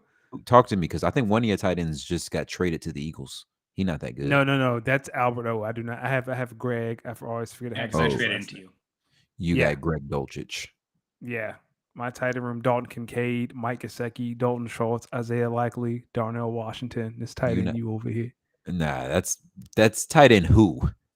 That's I didn't hear one. That's tight end who? A lot of guys, you're like, oh yeah, they're the starting tight end, but that's all. They're just a starting tight end. You don't know if they're gonna. I got no depth. I got Hawkinson, I got Dawson Knox, and I might even cut Dawson Knox at some point. Guys, let me tell you something. Mark Andrews, my starting tight end. I also drafted Sam Laporta and Luke Musgrave. Hold the hell up. Now, how the hell you going to sit here and say tight end who and you just named 2 rookies? You made it sound like you had a murderer's row. Man, get out of my face. I mean, to be fair, to be honest, Danny, I'd rather have his tight end room than yours just because he has Mark Andrews, right? Like it's. Yeah, that's it. Like outside of I traded way better than your A, and you got a bunch of B's and C's. But you didn't even draft Laporta. Like you were smart and picked him up after the draft. That was a keen addition by you, Mr. Commish. You saw that. I did. I was thinking about it, and I would have done it if I hadn't traded for Hawk. I didn't want to carry 3 tight ends on this roster. It was already shallow enough. I didn't feel like dropping Dawson Knox. So I picked, like, as soon as everyone got off of that draft, I immediately picked up Sam. I was like, nah, I see the play here. I don't know why y'all let him fly. I remember the draft finished, and, like, I think you did it the next day. So that night, I thought about it. Do I do this? Like, I'm surprised he went through, but then I ultimately said, no, I want to just spend 2 roster spots on tight ends. And like I said, I didn't want to drop let me tell you something. Yet. I have a plan that if those 2 turn into the TE1s on their team, there could be a period where I'm running a 3 tight end lineup in one of these weeks just to see. It's like Darnell Washington just got dropped. Yeah, of course. I bet he did. Look at him. You drafted him too. Honest, if you have faith in enough of your front guys, the back end depth of tight end is probably unnecessary. So. But you're the champ, so who the hell are we to talk about? I'm the commissioner who's looked at his roster. He ain't scaring nobody. That's what you said last year. That's what you said last year. I had the worst team last year. I can't say anything. Hey man, my team probably would have fared better if Lamar stays healthy and Jonathan Taylor stays healthy. There's a reason why I was early through the season. Yeah, there's a reason why I was smoking early and then we just fizzled out. It's okay though, because this season is going to take a little bit more a little bit more managing. But if Jonathan Taylor comes back healthy, I have a deep team that I think I could plug and play. Listen, we could make a run. That's all I'm saying. We just got to make it to the dance. We could make a run. How are you guys feeling about where your rosters are sitting currently, and where you're thinking your ceiling could be for your team this season? Obviously we all want to win a championship, but let's just say you don't. Where are you looking at success and how you're judging it this year? Playoffs. I got a lot of work to do. Still trying to figure out some things on my end, but we'll be all right. Yeah, like I said, I was the worst team last year, and unfortunately, and because it's a bracket for the first overall pick, I didn't even get the first overall pick as the worst teams. It's not like I got to add Bijan or anything.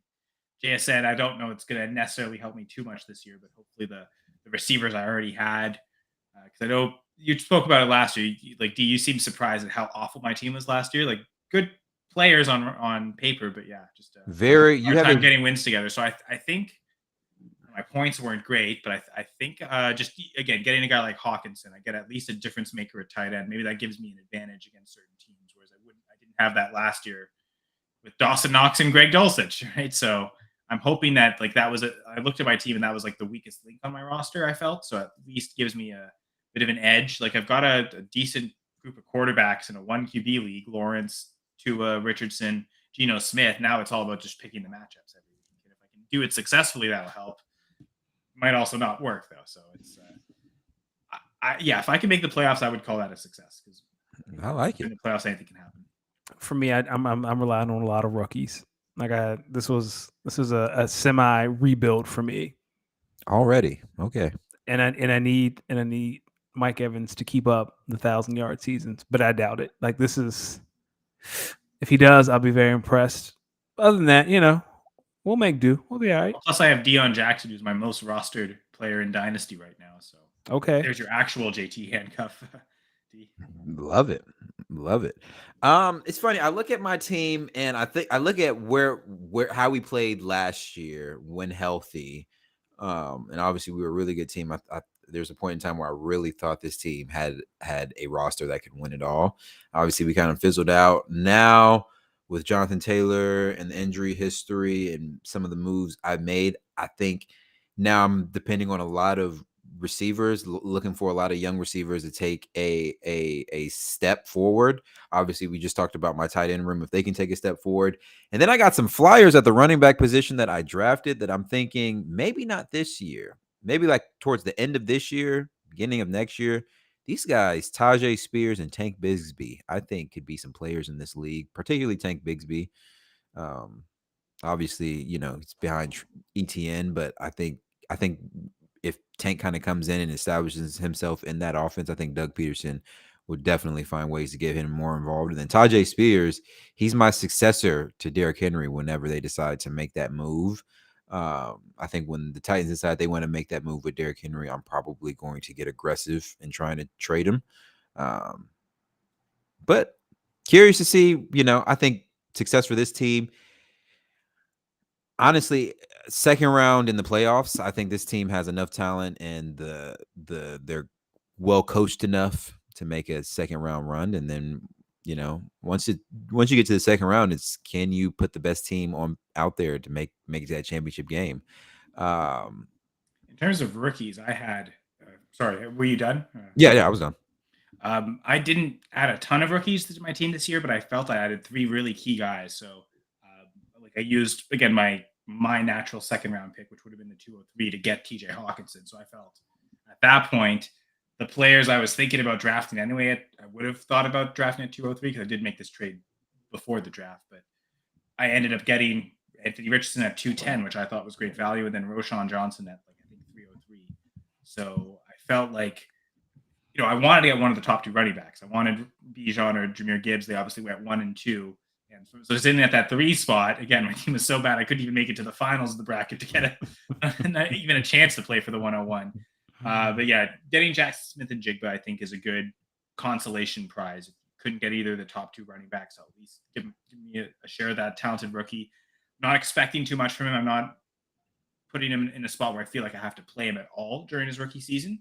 But this is like a next year thing, as guys like Mike Williams get older. Maybe I move on from him, or T. Higgins, or Drake London, which again, I know Danny really wants him, but the truth is, for London, I'd want a young receiver back like a Devontae Smith, and I get why you wouldn't want to sacrifice, like, you like London, but not enough to give up Devontae Smith for him. Yeah, Devontae is the cornerstone of this franchise, and Josh Allen. No, for sure. So I get that, but yeah, those are the types of assets I would look for Drake London. But let's say I trade away a Mike Williams or T. Higgins. At some point, I might need JSN to start. But I'm hoping to stretch that out to more towards next year and hope I can compete without him this year. I mean, if he comes out and smashes and he helps me compete this year, I'll be better. We'll see. Maybe I'll be the worst team again. Who knows? Bam, I wanna know, does a 3rd round pick get me Alvin Kamara? In a single QB league, I would doubt that. You can talk to Bam after I talk to Bam, because I just sent Bam a trade proposal. For Alvin Kamara? No. Okay. Let's shift over to our Superflex League. I'm really curious to hear you guys' thoughts as we head into our draft next Wednesday. So unlike our Dynasty League, this is, at least for this year, maybe next year. This year for sure, next year maybe. This year for sure, next year for sure. We'll see it in year 3. It's going to be redraft. So Kyle, next Wednesday you'll be drafting in at 110. And Danny, you will be drafting at, I believe, 108. It's either 7 or 8. 108. Yeah, 108. I, of course, will be drafting at 112. 12 I'm team perfectly league. in the middle of both of you. You're at 8, you're at 12, I'm at 10. And yeah. kind of like on screen. Perfect. This is 12 team PPR Superflex League. Man, I mean, where do you guys thinking? Kyle, drafting at 8, who do you see being there? And if you do, who do you see being there, and how do you think that will affect how you maybe? Who do you see being there? Let's just well, and yeah, being at 10, I kind of predict what the second round is going to be too. So I've already queued out like 15 or 16 players. So I kind of have an idea what I'm going to do in the first 2 rounds. After that, I'm just going to let the draft board fall as it does, and I'll react to that as it happens. But I think I can at least telegraph, like, okay, among these 15 players, I can pick from that and know that I'll be able to get 2 of the guys in this range. So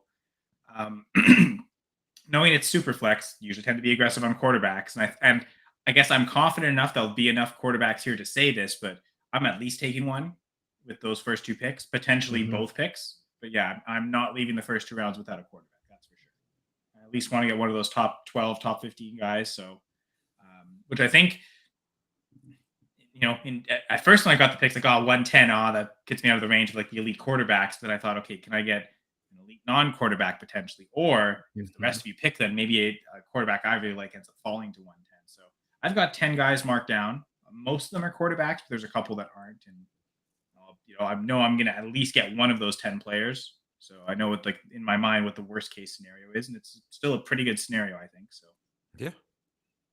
Danny, what about you? I'm at 8, and every mock draft I do, I either grab the last elite quarterback, or that elite quarterback just misses me at 1-7. So I'm just prepping for both. Like Kyle, like first 2 rounds, got to get somebody. I'm confident if I don't get one of the top guys, I'm going to get the top guy in that second tier, which I'm okay with. Same with you, Kyle. Can I ask you, who is the guy that like once he goes, that is the last top tier quarterback? Like, who's that guy? For my draft strategy. Well, it's not going to matter, because we know who the elites are: Mahomes, Burrow, Allen, Lamar, Hurts, and Herbert. That's the Herbert. thing. That might be the line right there. I was going to say, once you get past those top 6, the QB 7 to QB 15 might not have much of a So like so you're thinking basically, it sounds like for me, Herbert's the line. Yeah, I'm with Cal. So Herbert, then once Herbert's gone, now you're looking at, okay, well, the Daniel Jones and the Trevor Lawrences of the world. I want to target those top 6 in every draft, whether it's super flex or redraft, or super flex or single QB. The advantage in single QB is you don't have to spend a first round pick to get one of those top 6. That's true. The problem in super flex is if you're outside the top, like Danny's not guaranteed to get one of them at 8, let alone you or I, Danny, at 10 or 12, right? So that's just the disadvantage there. But like that, essentially that's the range you want to attack a quarterback. I think Herbert and Burrow seem to be going at enough in one QB leagues, enough of a discount over Mahomes, Allen, and Hurts that they might come, even if they don't replicate those top 3 production, they'll come close enough that the value getting in the draft makes it worth it. So, and for me, it's if quarterbacks go 1 through 7, that means Jetta, Chase, like they're like Kyle said, there are some very elite non-quarterbacks, and then on the because at 8, if it's 12, I'm coming right back.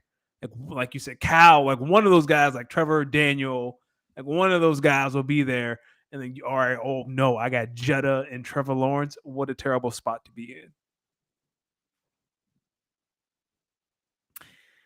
Listen, I'm picking at 12. The way I look at it, when I got my draft order, I knew Mahomes, the top tier ones were out of the window. So I immediately fixed my mind on, all right, we have tier 2, and then take off maybe 1 or 2 of the elite non-quarterbacks that'll probably be gone in this range. And that's who I'm working with at 12 and 13. Yeah. And every mock draft that I've done, I've been in a peculiar situation where a couple names keep being on the board, and I keep taking them because I look at the value and those 2, and then I look at some of the other, look at the other fields in terms of positions, and I'm like, I think there's value here with this stack right here, and finding this stack that potentially tried to force the issue elsewhere. And I think at 12 and 13, and then when it comes around for the 3rd and 4th round, I'm just going to have to really game plan to take best player available that kind of makes sense. But those first 2, I'm just banking on, if they're there, I want to get that stack, secure that stack, and build the team from there. You talking the same stack I drafted in the Dynasty League last year? I think who was that? Because you might have traded them.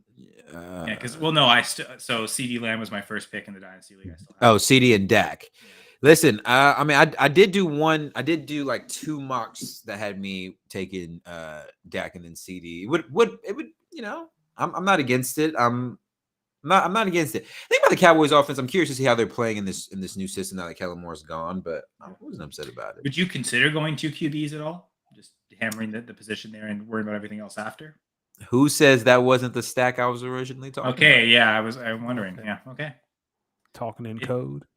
Well, to be fair, like thinking from D's perspective, like I kind of know the non-quarterbacks I'd be willing to take, and there's a chance they're all gone by the time D's there. So yeah, in that position, I probably would entertain strongly the idea of just going 2 QBs. Yeah. I mean, I will say though, some crazy shit happen in if some crazy shit happen in like a Jamar Chase is there at 12, which I don't think either one of you 2 will let happen, but if Jamar Chase is there at 12, my mind can't fathom that, but I'm taking him, and then I'm gonna figure it out from there. I could see myself letting Jamar Chase fall if someone else that's even crazier falls. Like it's a domino there, like right? My first and second round picks is very dependent on what falls to me, and I think for something that you 2 both should know as the commissioner of this league, I individually know all the people in this league. I don't know if all the individuals know each other in this league, but I know enough about the people in this league to know that there are people where I'm like, they're going to come in with a good draft strategy. And I know there's other people that are just going to come in with a bat and hell type of draft strategy and think they know some ball. And they're going to fuck up a lot.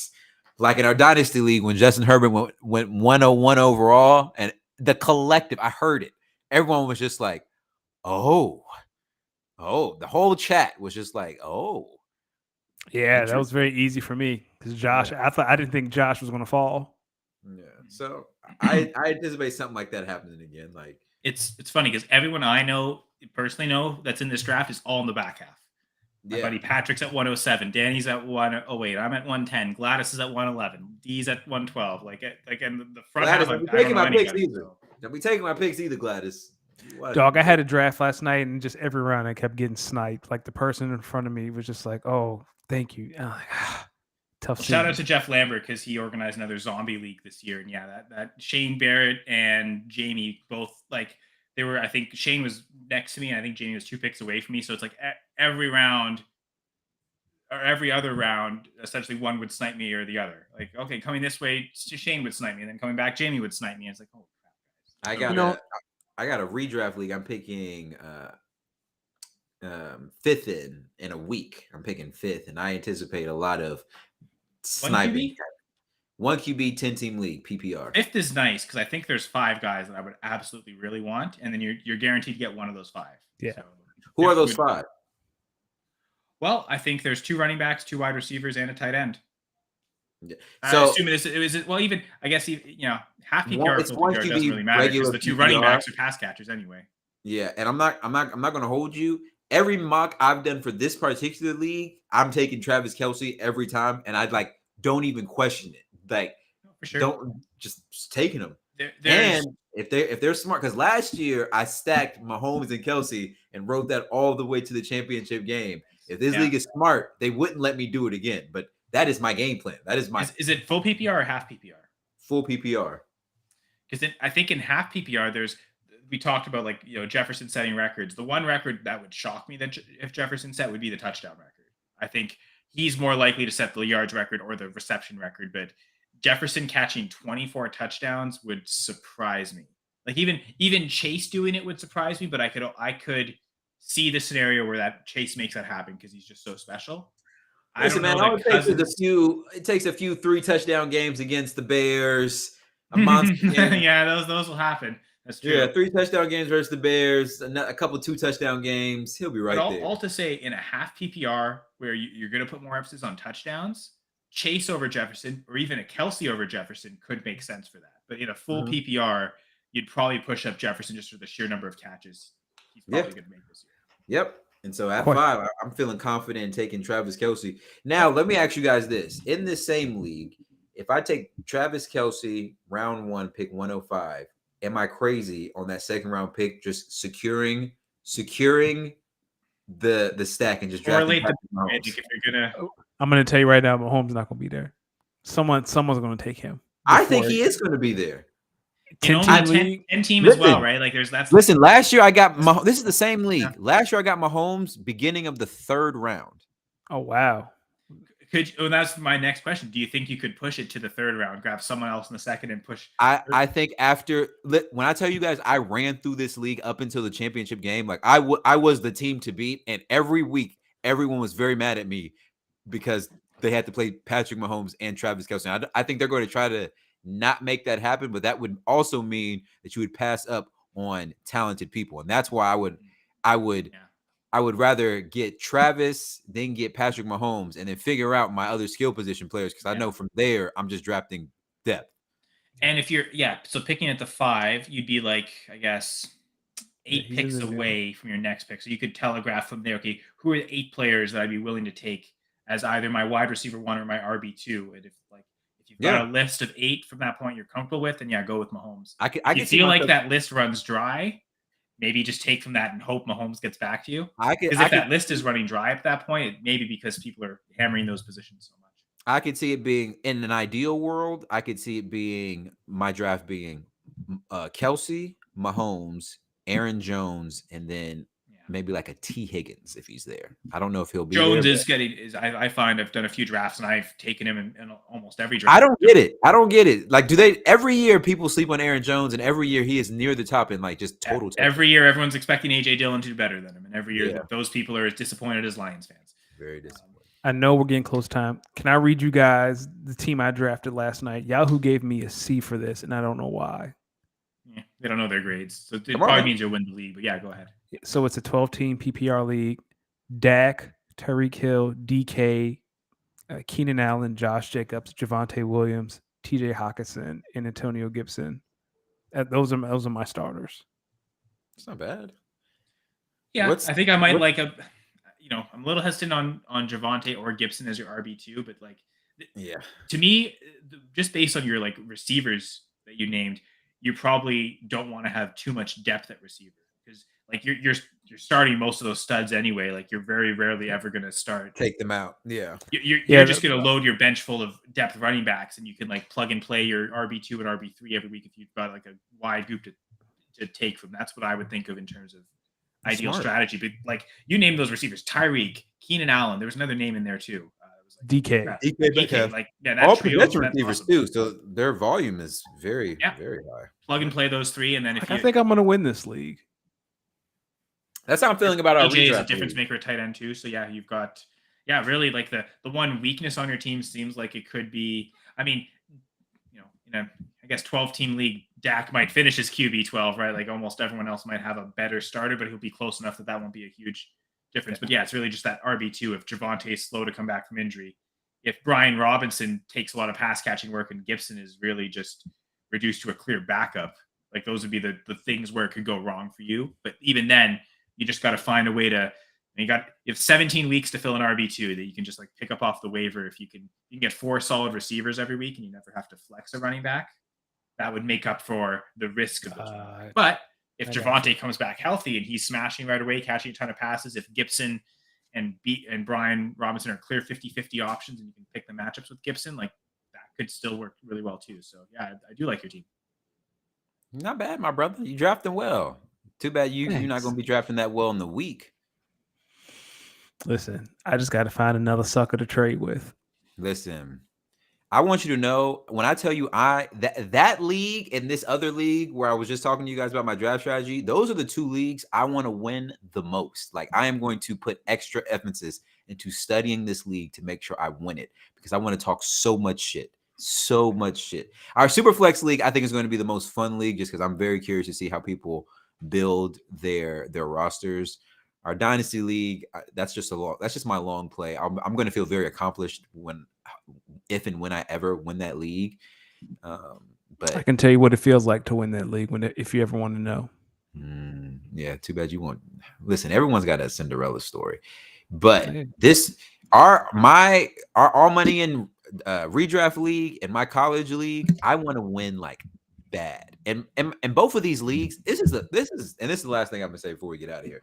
In both of these 2 leagues that I want to win bad, I've had a sustained history of success. Like I have won a lot of games in this leagues. I just get to the playoffs, second round every year, or I make it to the championship game and just can't win it. You're the Cowboys. Don't do that. I'm the Packers. You're the Cowboys. But like last year, I had Mahomes and Kelsey. I had Mahomes, Kelsey, Jalen Waddle, Damian Pierce. Like this was a good team. Made it to the championship game, lost by like 6 points. No, I had Patrick Mahomes, Juju, Travis Kelsey, Jalen Waddle, Damian Pierce. Like this was Harrison Butker. I was all in on the Chiefs offense. And I was just smoking people left and right. Got to the championship game, lost by like 6 points because I forgot who I didn't start, or Juju dropped the pass that probably would have won me the league. It's whatever. All is that to say, in both of these leagues, everyone should be afraid because Vince McMahon is coming. Oh no. And that is me. Danny. Kyle. Let the people know where they can find you. Kyle, you are our guest, so you go first. Well, so my name is Kyle Senra. You can follow me on Twitter or X or whatever it's called. That is the official name of the app, by the way. I know that was Jeff Lambert. Never calling it X. Never. It's Twitter or X or whatever it's called. It's now a 7-word title for the name of the app. But anyway, I'm there at Senra Says. As I mentioned earlier, Gladys and Dan and myself, we co-host the Monday night pregame show. Will be on most Mondays at 7 p.m. Eastern on the Going for Two Live network right here. There's a couple of like week 2, week 3, there's doubleheader games and those start at 7. So I don't know. We haven't decided what to do. And traditionally in the past, we've just started an hour earlier at 6 p.m. instead. But yeah, super fun. We'll sometimes have Dr. James Ferretti on. He was a regular co-host of ours last year, talking injury updates when he's on, injury analysis, predicting when players should be returned to form in terms of comfortability starting them. And so he gives a lot of good time frames for that. And a lot of reading the tea leaves when it comes to coach speak. He seems to be able to. When is Jonathan Taylor going to be cleared to play? Well, Let's think. I think that goes beyond injury. Like Doc won't have an answer on that because he can only say with the ankle injury, he's on the PUP list, so he's ineligible to play for the first 4 weeks. So I think injury-wise, I think the expectation is he comes back week 5. But is there drama with the team that makes it so he doesn't come back? That's, I think, even maybe more the worry than the actual injury at this point. So. That's true, man. Luckily, I have Deion Jackson so much in so many leagues. But anyway, so yeah, Monday Night Preview show will be on every Monday. I also do some work with Full Press Coverage. I write articles. That's where my weekly rankings can be found. Although you can also find my rankings as part of the consensus, actually all 3 dynasty rankings. Up to this point, we're still doing our draft rankings as well. So that's available on the Going for 2 website. I'm part of that consensus. And then the weekly rankings will be out on the website as well once we hit week 1. So I've got to work on those week 1 rankings. But yeah, I also individually publish them on the Full Press Coverage website, fullpresscoverage.com. In season, I write an article called the Goal Line Guide, which is, I talk about my touchdown predictions, like season-long predictions. I also do like weekly predictions based on, I get a lot of data that, the reason I do this myself is because I wanted this information and no one else does it. So I've done it myself. I go through every game log. I'll shout out the ESPN website because you go to their games, they give a play-by-play breakdown of every game, every NFL game every week. And so I go through that and I look at every play from inside the 5 to feed my Goal Line Guide data. I want to see which teams are scoring inside the 5 and like how effective they are at doing so. But I'm also looking at defensive teams, which teams are allowing touchdowns inside the 5, rushing that. Try and cross-reference that to matchups every week. How does this team's goal line offense fare against this team's goal line defense on the ground? And then the same thing for through the air, and like try and figure out where these touchdowns will come from and which players are likely to be the recipients of these touchdowns. I look for team situations and think, okay, this team situation is screaming to me, which players should I elevate in my weekly rankings this week because they have higher chance to score touchdowns? That's sort of how I try to, that's my flavor I add to weekly rankings in the fantasy community. One last thing I want to shout out, I am wearing the Yama Yama shirt. So I'm a part of the Yama Yama Sound. We're a musical band.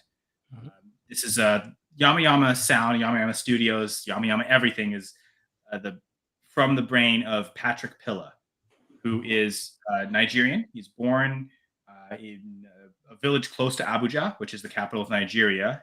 He immigrated to Canada to study architecture, so he has graduated from here in Sudbury, the school, Laurentian University, in the architecture program. That's actually how he and I met.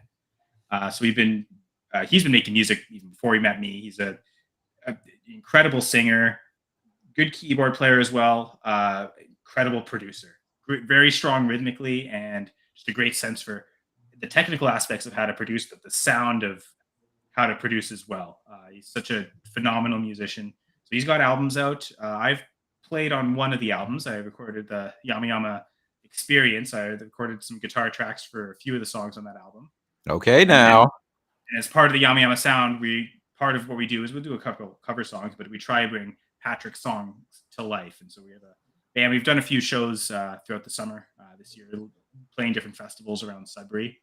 I know I've shared his music with you. I did suggest Seduga Day as a track off of his most recent album, because Patrick has released a few singles since then under the name PA the Second. And so if anyone wants to check him out, social media is usually it's PA_II, which is his way of writing PA the Second.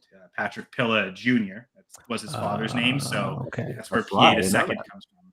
So he writes it PA.II, Roman numerals for II, which is the second. So that's where that comes from. So yeah, usually social media PA_II, PA_II official. That's where to look for on Twitter, on Instagram to get. He'll share clips. He'll share songs. He'll do studio. He's got there's a YouTube channel as well, so you can studio tutorials, behind the scenes recording different songs, music videos, tracks themselves. So yeah, PA is fantastic. I'm super happy that I got to meet him and to experience this, make music, play live with him. It's super great. That's fly, Kyle. Shout out to you. Shout out to the whole music collective, music group. That's what's up, man. That's what's up. Danny. Find me on that app, Danny Ocean 41. I'm not as cool as Kyle, so that's Me either. Speak on it _pod, Twitter, Instagram, TikTok. Send us your email, speakonthepod14@gmail.com. Hey, y'all know where to find the bro with the fro, Losty Mix on Instagram, Twitter, YouTube, Twitch. Hey, my DJ debut is coming. I actually listen. Yesterday, it's funny. Most time when I'm at home and I'm practicing, I usually just practice mixing with hip hop and R&B. But yesterday, the class I took, we were using nothing but house music. I never realized how much like. The thing is, house music is so much easier to mix and like DJ with. Hip hop and R&B, bro. There's just so much going on. But yesterday, I kind of shocked myself with like how quickly I kind of already knew what I was doing. So it's just nice, dude. Yeah, you've been putting in the work. So yeah. Like I was. He could tell. I think the one good thing, the one most important thing I learned yesterday, he kept emphasizing with me that I don't need to spend so much time like trying to feel what I'm doing. Just kind of look up and feel the music in you, and it's just so much easier to mix. And as soon as I kind of got into it, kind of feeling the music a little bit better, I was cranking. Listen, I might have to spin some more house music into a few of my sets. I like the vibes. We're waiting for it. Listen, it's coming. It's coming. Listen, people, you could have been anywhere in the world, but you were here with us. So make sure you speak on it. We, on behalf of myself and Danny, want to send a huge thank you to our guy Kyle for pulling up and hanging with us. It's always a blessing anytime you show up here. And we are excited for this NFL season. Excited for next week drafting and a few dynasty leagues with you both.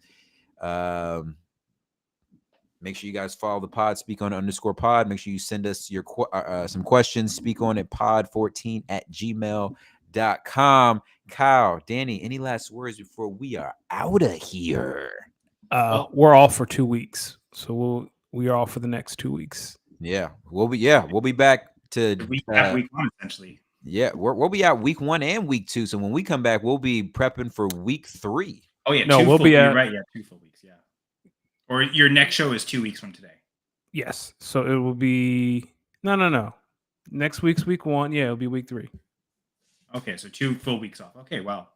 I'll be sad. I love Tuesday nights watching you guys. Actually, kind of happy that the fantasy cheat sheet wasn't on tonight because we went almost. Oh yeah, they would have kicked us off. I know you guys didn't necessarily plan it. I'm not sure why I guess I actually know why the Packers division was the last one to go. But my favorite number is 14. So the fact you guys invited me on to episode 114. My favorite number is 14. Oh, awesome. I was born on May 14th, Kyle. What's up? We was meant to be boys. All right, man. There we go. This episode is meant to happen. So I'm forever grateful for both of you. You put on such a phenomenal show. I'm so happy that you think I'm entertaining enough to join you. This is anytime, my brother. People, make sure you speak on it. Peace.